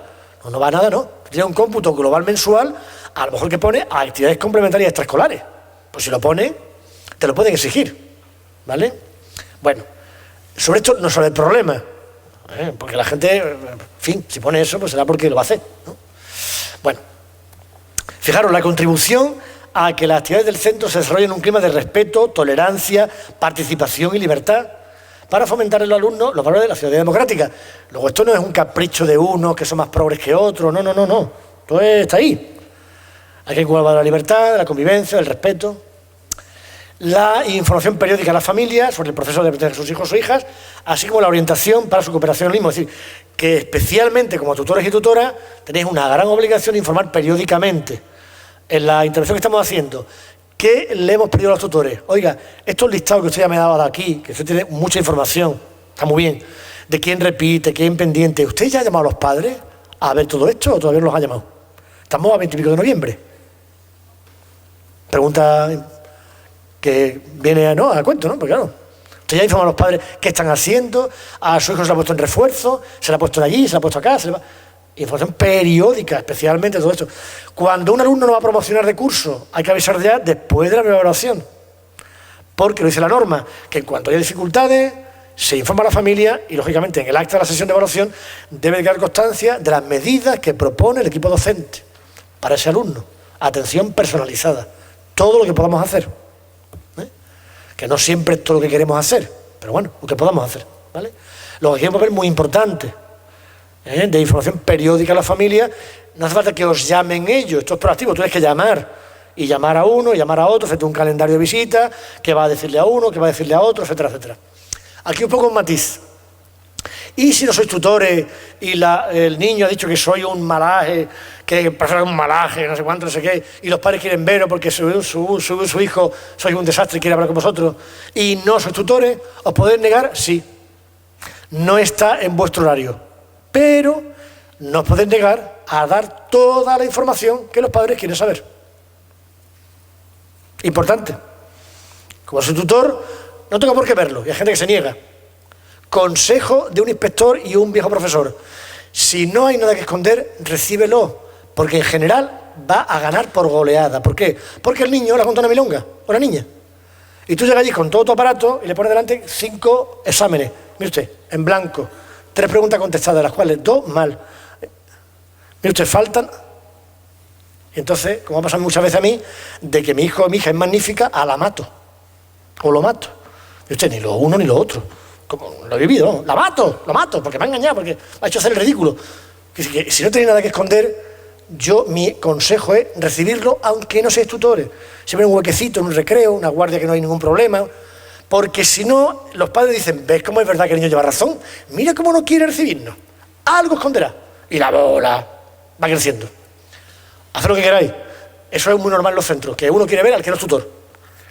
Haced lo que queráis, no tenéis por qué verlo, pero la información sí. Y claro, hay que dar una información muy detallada, porque claro, ya es conflictiva, al tutor. De qué pasa con ese niño, que no sé cuánto, en mi materia, no sé cuánto, no sé qué. Bien, es que son cosas muy reales que ocurren, ¿eh? Entonces, muchas veces dices que yo soy el tutor. ¿Tengo que recibirlo? ¿Es obligatorio? No. Porque no está en tu horario, efectivamente. De hecho, alguna vez que alguien a lo mejor ha dicho, o se han entendido que era obligatorio, se ha ido la gente al sindicato, el sindicato le ha dado la razón al profesor, y efectivamente, nosotros decimos: no es obligatorio, no está en tu... Porque firmáis el horario, es un contrato de trabajo, claro. No está, que tienes tu hora de tutoría de tu grupo, de primero B, pero no tienes por qué recibir a padre de tercero C. Pero este es el problema que puede ocurrir, ¿vale? Fijaros, la coordinación de las actividades docentes, de gestión y de dirección que sean encomendadas. ¿Se puede negar uno a ser director de un centro si no hay ningún candidato? No. Tú, te has caído. Porque el inspector es un malvado, o la inspectora, piensa bien de ti y te ha recomendado, claro. Esto lo digo con así, pero es que es la realidad. No hay nadie para ser director de un centro. Y el delegado, todos los delegados y las delegadas, todos, hay que decirlo públicamente, son muy sensatos y lo han sido, preguntan al inspector de turno: ¿qué hacemos? ¿Por qué? Porque el inspector estamos a pie de obra. ¿Qué hacemos? ¿Se puede proponer a alguien que...? Mira, hay una persona que pienso, es exactamente la verdad, que suele hacerse caso de lo que decimos. Y mira por dónde te ha tocado, quiera o no quiera. Que lo sepáis. O sea, que si sois buenos gestores, buena gente, no vayáis ahora a ser mala gente, malos gestores para que nos nombren directores o directoras. Eso pasará también, os daréis cuenta, cuando seáis buenos tutores, que todos los años darán el más difícil. Y tú dices: otra vez me ha tocado a mí primero C. En que están ahí, el fulanito, el menganito, la repetición, y te dicen, es que como eres muy bueno, lo vas a hacer muy bien, pues otra vez te he puesto primero C. Esta es la realidad con la vida misma. Pero no por eso uno deja de ser buen tutor, sino que en el fondo, bueno, pues sabe que es parte de tu autoestima profesional. Y yo creo que es bueno. La participación en la actividad general del centro, en el informe del director y del compañero o compañera del departamento que evalúan en práctico, le preguntamos por eso. ¿Esta persona se ha integrado en el centro? ¿Participa? ¿No participa? ¿En el claustro ha hablado? ¿No ha hablado? ¿Ha contribuido? ¿En el departamento opina? ¿Participa? Porque es parte de la profesionalidad. La participación en los planes de evaluación que determina la ABCD educativa o los propios centros. La investigación, la experimentación y la mejora continua de los procesos de aprendizaje. Y luego, fijaros, el punto 2 me encanta, porque no lo ha dicho el inspector, lo pone en la ley orgánica. El inspector ha dicho que esto nos cuesta un mundo, pero está ahí. Dice que todo eso, trabajo en equipo. Y luego no lo dice el inspector, no es mi invento. Yo creo en eso, pero además que está ahí. Artículo 91, 2 de la ley orgánica, LOE 11. No se ha modificado en absoluto este. Está igual. Luego entonces veis la cantidad de cosas que hace un docente. Yo creo que son retos magníficos, cuidado, yo lo vivo de otra manera. Pero están ahí, ¿vale? Bueno, no sé el tiempo que tengo, Lola, vamos a dejar tiempo para el... Entonces, mirad, todo lo que es la parte legislativa, ya he dicho que la LONCE está plenamente vigente, los órganos de gobierno, la LONCE, todo esto lo voy a poner en plataforma para que lo veáis. Pues esto es un montón de decretos de orden, pero que tengáis todo la base de lo que está, un montón de... Todo esto lo he destripado además, para que lo tengáis, la FP también, el bachillerato, la FPB, todo, son tutorías, atención a la diversidad, la gratuidad, todo lo último que ha salido, ¿vale? Bilingüismo, puede que vayáis a algún centro bilingüe. ¿Cuántos de aquí tienen ya el B2 en inglés? Un montón. Muy bien. Muy bien. Bueno, solamente el orto del futuro, ¿verdad? Mensaje positivo que dar. Que la profesión es maravillosa, aunque tenga muchos retos. Hay una cosa maravillosa, por ejemplo, que estamos siempre con la juventud de cada año. No envejecemos. Yo voy a los centros y me encanta el ambiente que hay. El ambiente de juventud es maravilloso. Si lo tomáis desde ese punto de vista, es maravilloso. A otra gente lo ve al revés. Yo cada vez más viejo y todos los años los chavales la misma edad. Esa es la forma de ver negativa la vida. Yo lo veo al revés. Yo veo que a mí me contagia, igual que aquí ahora con vosotros, me contagia juventud. Porque os veo muy niño, o sea que autoestima, os veo muy niño, muchísimo. En la edad. Pero yo lo veo positivamente, no lo veo como una cosa negativa. Lo veo positivamente. Seguramente más de una nos veremos en unos cuantos años cuando veremos las oposiciones y me veréis a lo mejor el presidente de la comisión de evaluación de... Ya me ha pasado más de una vez. Dice, usted me dio el máster. Digo, hombre, pues enhorabuena que estás aquí, ¿no? Que ha sacado la oposición, ¿no? Bueno, retos del futuro. Esto ya a nivel social, pero que... Mirad, también es importante que leáis, en mi opinión, que leáis libros de última tal sobre, si no tenéis esa formación, sobre filosofía de la educación, sobre los retos de la educación en Europa. Es bueno tener una pátina cultural importante, porque uno se sitúa entonces en un marco que está mucho más allá de tu centro. No es pueblerino, no es un cutrecillo.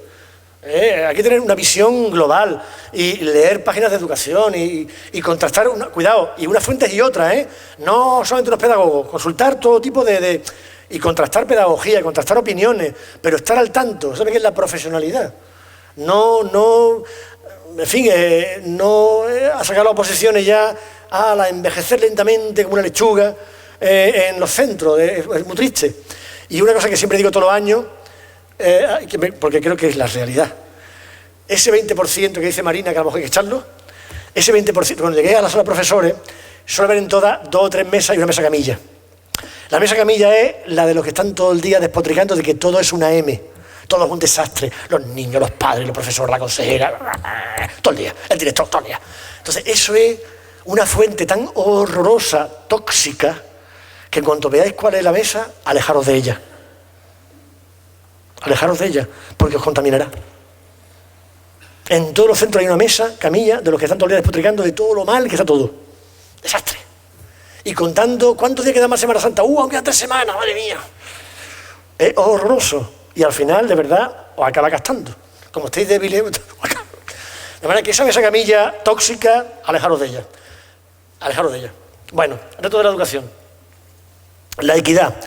Una parte del debate dichoso del LOE, el ONCE, el LOCE, el LOCSE, es cómo afrontar el tema de la equidad. En realidad es el fondo de todo el meollo de por qué tenemos leyes, aparte de cuidado, debate decimonónico, como el tema de la religión, que es decimonónico, increíble. Pero lo de fundamento, lo de la equidad, es en toda Europa. Excelencia y equidad, ¿cómo garantizar eso? Es un dilema en todos los países de Europa, no solamente en España. Porque para algunos hay que sacrificar parte de la equidad para conseguir un sistema excelente y para otros muchos, además con datos, no es así. Bueno, ahí está el debate. Modernizar continuamente el sistema educativo, está claro. Una escuela inclusiva, atención a la diversidad y aumentante de vulnerabilidad. Tenemos que luchar por una escuela inclusiva. No podemos dejar una parte, una bolsa de la población, como seguimos dejándola, casi el 28% que no titula en secundaria. Mirad, eso es una fuente de marginación social ya. Si esta sociedad es dura, es competitiva, es incluso cruel a veces, a los chavales que le damos la oportunidad de, por alguna de las vías, de conseguir por fin titular y que tengan un futuro, aunque sea a los 25 años, pues se dan cuenta de que por fin aquellos la única manera que tienen es hacerse un ciclo medio, hacerse algo, conseguir un puesto de trabajo y tal. Es que hemos fracasado como sistema educativo y hoy por hoy estamos fracasando. No logramos que la bolsa disminuya fuertemente de abandono escolar y de absentismo y de no titulación. Esta intervención de la inspección que os he contado va justamente en este sentido. También hacer valer a los centros esta reflexión. Tienen que intentar poner todos los medios que puedan, de personales, de recursos, de metodología, para recuperar al máximo que no se nos vayan del sistema educativo. Para incrementar nuestras cotas de titulación, que son de las más bajas de Europa. De las más bajas de Europa. Bueno, mejorar los resultados escolares, estamos diciendo, pero mejorar los resultados escolares no que saquen más nota a los niños, sino que en general, conjunto del sistema, ¿verdad? Bueno, el lograr una buena formación inicial de los docentes y su reconocimiento social. Estamos medio camino, No estamos tan bien como en Finlandia, que es un ejemplo irreal, por otra parte, irreal, porque es una sociedad que es homogénea, muy chiquitita, hace mucho frío, es irreal. Pero luego, curiosamente, en otros datos son escalofriantes. De los países de Europa con más alcoholismo y más violencia de género y más suicidio. O sea, que a ver, cuando nos comparemos también, vamos a dar un poquito de autoestima colectiva como sociedad. O sea, que Finlandia estará muy bien en algunas cosas. En otras es un desastre absoluto. O sea, que es que todo hay que decirlo, además todo en el paquete. Nada más que nos fijamos en una cosita. Y repito, los resultados escolares son los que son por los que son. Es verdad que allí el reconocimiento social del profesorado es muy alto. Y eso sí tenemos que captarlo como cosa positiva. Eso es cierto. Aquí, por ejemplo, en el sueldo medio, estamos en el medio alto de la tabla. Son datos reales. El medio alto de la tabla. Lo que pasa es que en España es medio alto de la tabla al principio. Conforme uno va envejeciendo, ya no es tan medio alto de la tabla. ¿Por qué? Porque desgraciadamente aquí, bueno, desgraciadamente, otros dirán afortunadamente, no hay, es muy difícil, no hay una carrera docente real. Si no queréis hacer más oposiciones, seréis tutor como máximo o director de un equipo de un equipo directivo y ya está. Y os podéis jubilar igual, con el mismo estatus de profesores de secundaria. Es uno de los problemas, porque incluso las cátedras que se hacían antes, ya tampoco se han sacado cátedras, hace muchísimo tiempo que no salen cátedras, por ejemplo, en secundaria, que era una posibilidad de ascenso dentro. Yo saqué la cátedra cuando hubo unas oposiciones estatales, en Madrid. Pero y luego ya fue la cátedra por mérito, y eso hace ya años que no se sacan. La única promoción casi que hay de saltar realmente es la inspección. No hay realmente una... Ser director no cambias de cuerpo, cambias de estatus, y es verdad que la dirección escolar está bien pagada. La dirección escolar secundaria está bien pagada, ¿eh? Un director con unos cuantos años de servicio, de trienio, que es director de un centro A, o sea, un centro grande, que además tiene comedor escolar, puede ganar tanto más que un inspector. O sea que, ahora claro, trabajan mucho, evidentemente, pero que en esos niveles ya no está mal pagado. Hubo hace 8 o 10 años subidas importantes en los cargos directivos. O sea, estamos en ciertas cosas bien, en otras también. Lo digo para que cuando veáis también estas cosas periodísticas, pues depende. En la entrada estamos en la media alta, ¿eh? En Inglaterra, si alguien conoce Inglaterra, y por películas inglesas, solo quieren ser profesores los pakistaníes y los hindúes. Porque ya socialmente ser profesor, un inglés profesor, eso no está bien visto, eso es de segunda categoría. O sea que hay países mucho peor que nosotros en el reconocimiento social del profesorado. O sea, creo que estamos, ¿no?, ahí en medio, ¿no?, un poco en ese sentido, ¿no? Bueno. Favorecer la innovación, os he dicho muchas cosas sobre innovación. De hecho, hay todos los años, hay premios, hay convocatorias de innovación para profesores de secundaria, para que planteéis proyectos, para que planteéis cosas, ¿eh? La FP, habría que decir que los ciclos superiores se han consolidado con cierto prestigio. En los estudios que se han hecho es lo que mejor ha salido de la LOCSE, el haber puesto el bachillerato como también vía para acceder a la FP superior, lo cual la prestigió, pero los ciclos medios no es así. Ahí tenemos un problema. Y ahora nos encontramos con otro problema añadido que el legislador o no previó, o si lo previó, pues lo ha resuelto malamente. ¿Sabéis lo que está ocurriendo en cuarto de la ESO con las matemáticas aplicadas y las matemáticas académicas? Que ya son vías que la propia norma dice que son o bachillerato o FP, que los padres no quieren que su hijo se le ponga ya el título de fracasado. Nadie quiere las aplicadas. Ah, amigo, claro.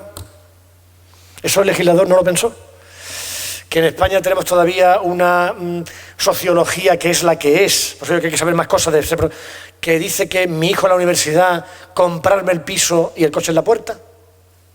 Eso viene de la posguerra, está ahí debajo metido. Y no se quita. Todo el mundo quiere que su hijo vaya a la universidad. O yo todo el mundo, mayores sociales. Tenemos, igual que he dicho antes, que eso mirarlo en internet, igual que he dicho, tenemos un abandono escolar altísimo, de los más altos de Europa, tenemos una cabeza universitaria.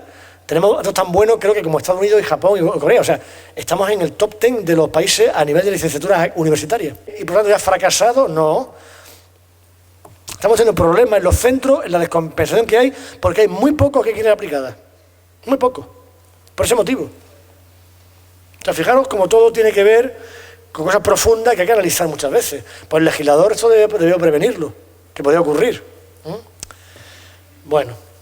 Esto es lo último. Después, y si he logrado convenceros de que seáis positivos y de que deis lo mejor de vosotros mismos, que lo planteéis todos como retos profesionales y que os planteéis la vocación, un análisis interior de yo de verdad quiero hacer esto, con todo lo que me ha dicho a mí este inspector de su vivencia, de lo que ocurre en clase, de esto y de lo otro y tal. Bueno, pues para que no sé, fijaros ahí, ¿no? Ahí salen los profes salen corriendo antes que los niños, ¿no? Por fin, ¿no? Ahora, ¿no? Ese que entraba todos los días allí en la puerta de segundo, ¿no? Madre mía, ¿qué me espera hoy aquí, no? Entonces que al final no estáis deseando salir corriendo de las aulas porque ya no podéis más, ¿no? Bueno, la parte legislativa lo pondré, como he dicho, en plataforma y mejor que preguntéis cosas ahora. Agradeceros la atención, vamos, de excelencia que habéis tenido. Muchas gracias.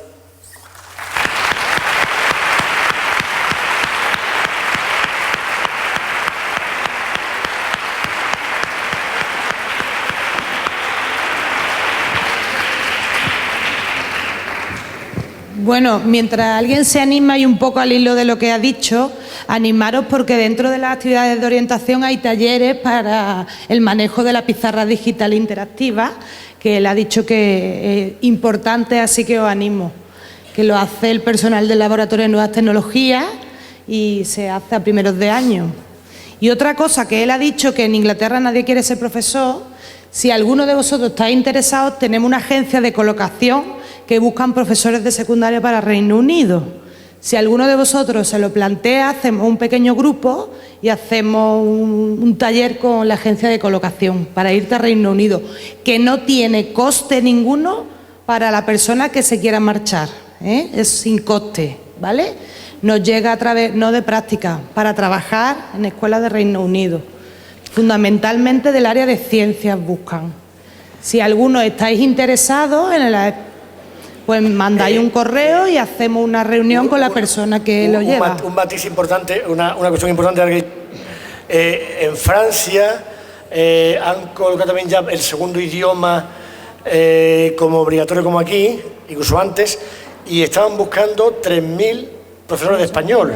Sí. Si alguien tiene el B2 o el C1 en francés, igual también le puede interesar. Está abierta. Estaban buscando, ¿eh? La gente de francés, no hay parado en francés. Si aquí hay alguno parado, que sepáis que los privados concertados están buscando como locos gente de francés. Porque no hay, se acaba la bolsa, no hay. Porque al poner en francés en tercero y quinto de primaria, bueno, ha sido increíble, claro, porque no había, porque el francés ha ido perdiendo titulados de francés, ¿no? Cuando yo estudiaba, el francés era el que daba prestigio social, como todo cambia en la vida, y el inglés era los 4 matados frikis, que los padres eran unos raros. El francés era lo que daba prestigio social.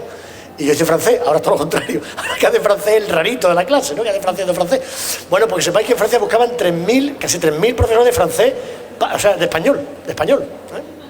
O sea, que si sabéis, supongo que la embajada francesa, ¿de qué está interesado? Curiosamente. Venga, animaros a hacer preguntas, que yo soy muy bueno. No soy un inspector malvado. El último taller de las actividades vienen de la Fundación Santa María de la Victoria y directamente os dice... Si tenéis el nivel de francés, por favor, me dais el currículum. El año pasado, a las personas que... Yo tengo 2 centros de la Fundación. Sí. Y los sé también que están buscando. Pero digo que también es verdad que los concertados están pidiendo... Y bueno, y luego el resto de materias, si sois bilingües y tenéis un buen nivel B2 de inglés, también. O sea que hoy en día el idioma sí que es verdad que para trabajar la docencia es un plus, está claro, ¿eh? Pero que sea un B2 de verdad, ¿eh? Que luego entramos en clase y estamos con las Windows y las Doors. Eso no es un B2, ¿eh?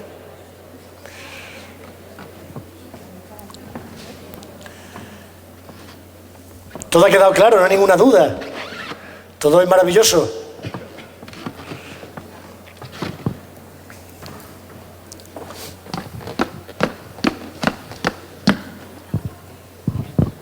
Hola, buenas tardes, yo soy Rocío. Yo me gustaría preguntarle, porque he hablado en una de las diapositivas de la desprofesionalización, de que se estaba criticando mucho la profesionalidad, pero yo la verdad que no lo he entendido muy bien a qué se dirigían esas críticas y qué es realmente lo que se está haciendo. Gracias. No, la desprofesionalización era del profesorado, de una parte del profesorado.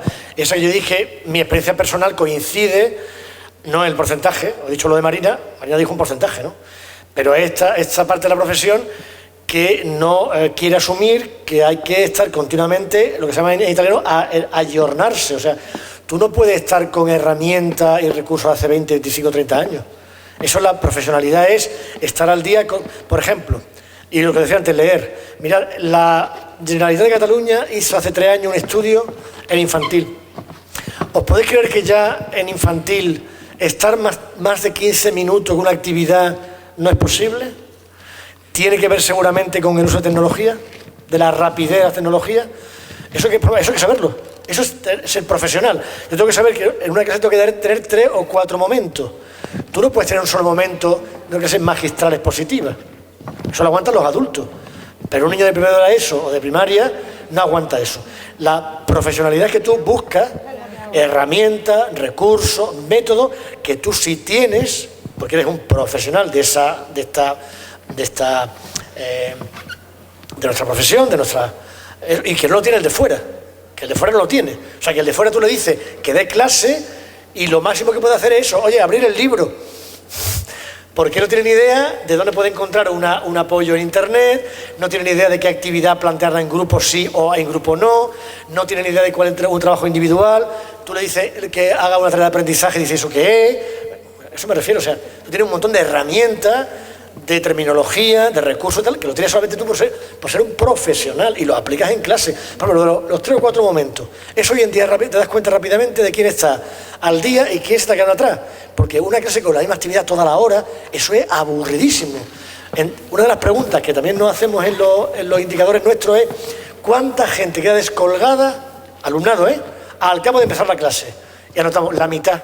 Aquel ya está hablando con el de al lado. Aquel ya está mirando no sé cuánto. Aquel ha sacado, sin que se dé cuenta el profesor, el móvil. Te das cuenta de que el profe sigue con su actividad de corrección de problemas y lo siguen de los 30, lo siguen 15. Ni se plantea, ni se ha dado cuenta. Rutina, salida a hacer actividad. Eso es muy típico. De hecho, nos ocurre hasta con los prácticos. Le hemos dicho ahora, cuando lo hemos reunido, por favor, el día que vayamos ahí, no estéis toda la clase corrigiendo actividades. Porque eso, ¿qué clase es? Yo no veo en ti ninguna capacidad docente. Venga, a ver, ¿quién ha hecho el problema 39? Sale un hecho en la pizarra, los demás lo tenéis igual, sí, venga, pues el siguiente. Y tú sentada en la mesa. ¿Eso qué capacidad docente es? Esto es la profesionalidad. O sea, que tú haces una actividad, a los 15 minutos planteas otra, además cambia de registro, o hoy planteas que hoy, lo que tú vas a hacer, la pizarra interactiva hoy, va a ser la introducción del tema. Y pones un vídeo. Después de esa introducción vas a repartir una fotocopia, que es una reflexión personal para que la hagan individualmente. La recoge a los 10 minutos. Eso es la profesionalidad. Métodos, recursos, momentos, espacios, tiempo. Eso es la profesionalidad. Lo sabes tú, porque eres un profesional de esto.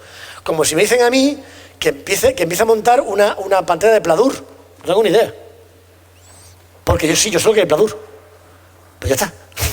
No tengo ni idea por dónde empezar, qué hacer, cómo se cortan, cómo se pegan. Eso es lo sabe él, porque es el profesional del tema. Esto es lo que estamos insistiendo en, que no puede ser que a esta altura del siglo XXI se den clases como hace 40, 50, 60 años, que no puede ser. Y ponemos siempre el ejemplo de la sanidad, porque nos viene muy bien al pelo. Puede que sea demagógico, pero nos viene al pelo. ¿Tú te imaginas hoy en día que se hacen operaciones a distancia por internet y que uno a otro con el robot le está asesorando, a lo mejor de California, de Madrid, a cómo operar? Estos son los niveles hoy en día en sanidad. Que veamos a un cardiólogo todavía con el despunte del corazón, ¿te imaginas? O con la aorta, ¿qué diríamos? Dios mío, este hombre no ha salido. Pues esto es lo mismo, o sea, porque los médicos tienen muy claro, que son un cuerpo con estatus. Eso nos falta a nosotros. Y se reúnen, están los congresos médicos, y se explican las últimas técnicas de no sé cuánto. Y los tíos dicen, eso hay que aplicarlo. Y la aplican, la última técnica, en todo. Eso es profesionalidad. Nosotros, lo que tenemos parecido son los cursos del CEP. Te pones al día en nuevas técnicas, nuevas experiencias, pero no tenemos ese estatus de cuerpo como tienen los médicos, que tiene sus congresos, además sus congresos por especialidad, en la que se ve lo último y te muestran un vídeo, eso, cómo se hace una última operación de algo o un último tratamiento de algo. Nos falta eso, pero sanidad sería lo comparable. También son técnicos como nosotros, en otro campo tan esencial para la vida humana como es la sanidad, y los médicos están continuamente al día. Digamos, tienen esa necesidad. Eso es la profesionalidad.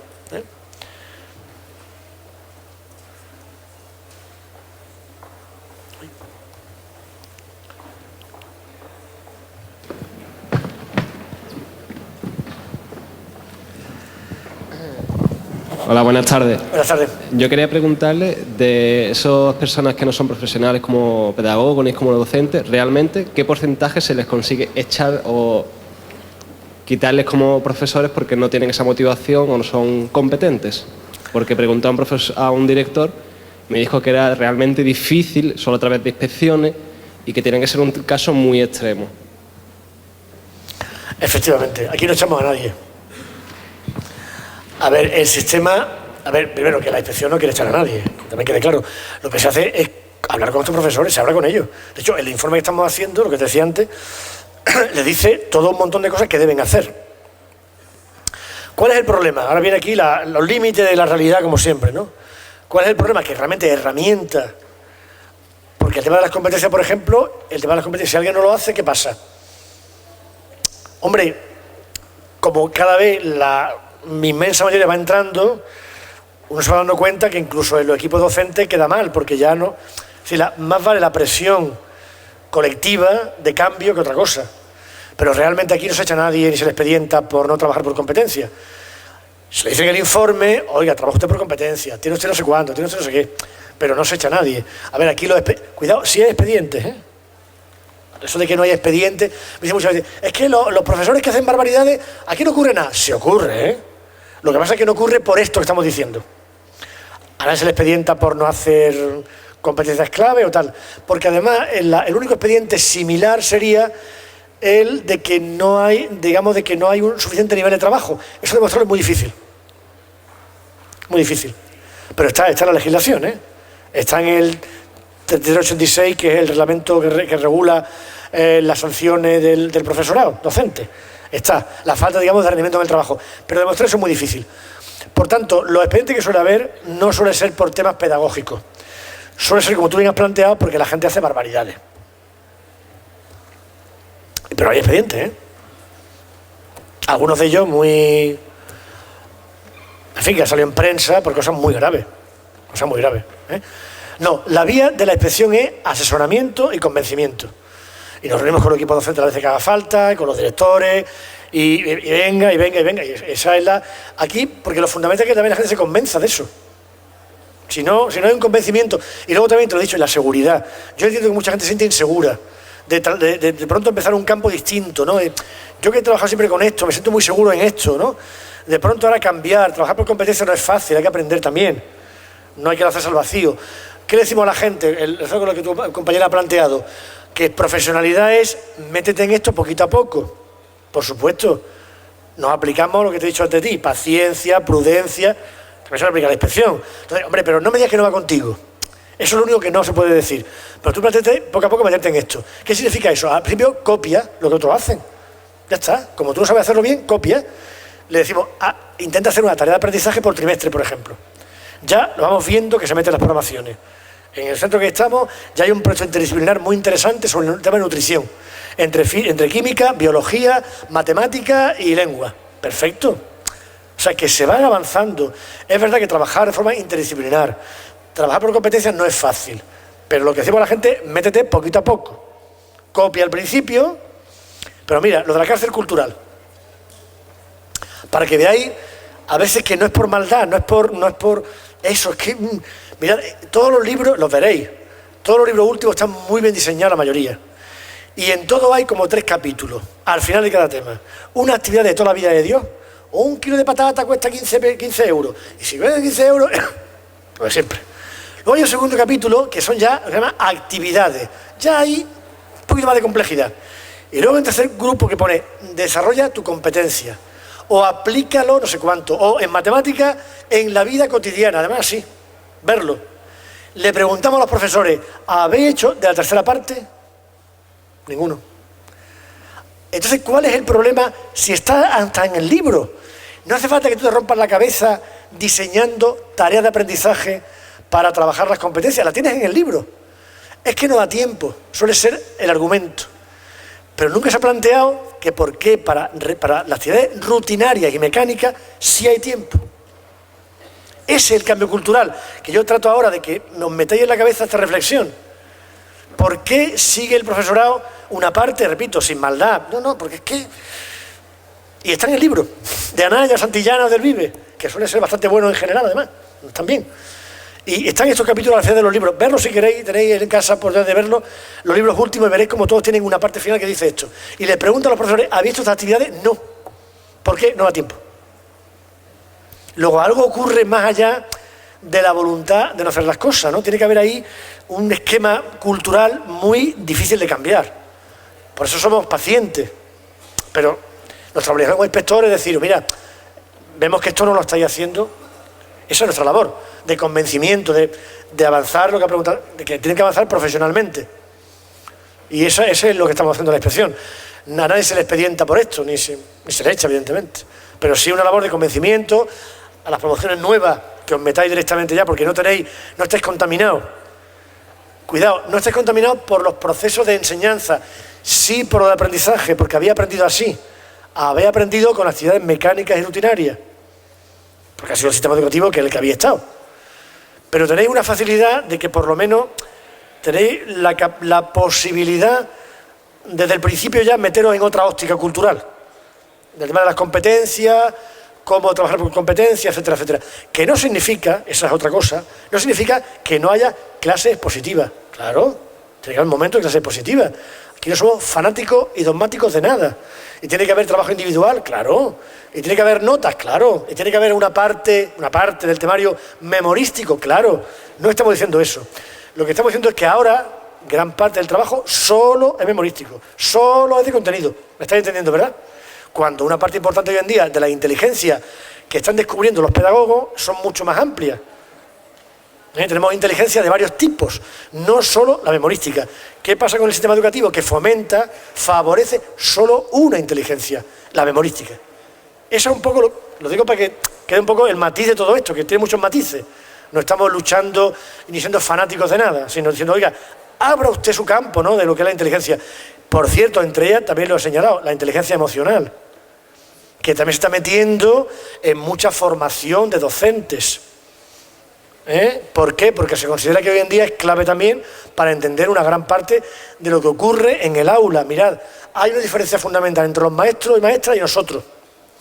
Que el ámbito socioafectivo, eso que dice el artículo 91, que también está en nuestras competencias, los maestros tienen muy claro, porque lo han aprendido en magisterio, que eso es importante.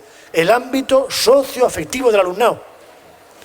Cuando yo dirigí el último centro que os he dicho, tenía maestros y maestras que habían pasado del último ciclo de EGB a secundaria. Aún encontraréis quizás algún maestro antiguo que aún está por ahí. Ya quedan cada vez menos, se han ido jubilando. Era radicalmente distinto la forma de actuar en primero y segundo de la ESO, estos maestros y maestras, con los profesores de secundaria. Radicalmente distinto. Partes ponían casi ninguno. No ponían parte. Porque era la vieja relación de adulto cariñoso, pero adulto con los niños. Juanito, que te calles ya, hombre. Ya está. Y no, un parte, otro parte. Yo entraba en clase y estaba él así y me decía, no me ponga otro, te han puesto 7 ya hoy. Claro, esto te derrumba la clase. El maestro no ponía ninguno de los maestros ponía en parte prácticamente, porque la relación era mucho más cordial.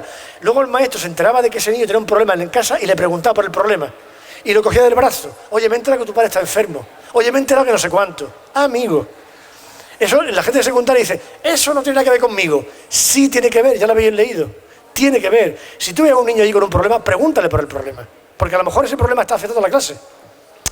O sea que son muchas cosas culturales, de formación, las que nos diferencia la gente que ha hecho magisterio y la gente de secundaria, que hemos llegado por otras vías. Lo que ponía al principio, hemos llegado por una vía que muchas veces por simplemente eliminación. Bueno, pues estoy aquí a ver si esto me sale, ¿no? Pero sin vocación real, ¿no? Entonces yo os he planteado que lo fundamental es plantear la vocación. Y luego ya formación. Los dos pilares. Y luego sacar las oposiciones, claro. Eso es clave. Pero es un tema complejo todo esto, ¿eh? O sea, claro, en una ponencia se dan mensajes, pero todo esto hay que matizarlo después, todo. Fanatismo ninguno. Eso de que hubo un tiempo, cuando el constructivismo se puso muy de moda, os sonará, ¿no? El constructivismo, no sé qué, de que prácticamente parecía que había que desterrar la clase expositiva. No, pero las clases expositivas son a lo mejor 10 minutos de introducción a un tema, o de resumen de un tema, o de la parte más difícil de un tema que tú, claro que sí, que hay clase magistral o expositiva, como queréis llamarlo, pero no es lo único, y el 100%, creo que me estoy explicando, ¿no?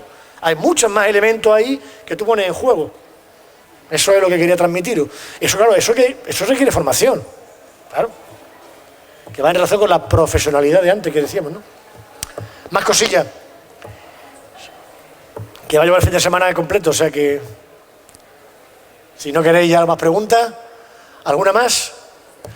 Pues desearos la máxima suerte en la vida, por supuesto, y en la profesión también, y que saquéis si tenéis la decisión de la vocación y tal, pues que aprobéis pronto la oposición y nos vemos por aquí pronto, en algún centro de Andalucía. Muchas gracias.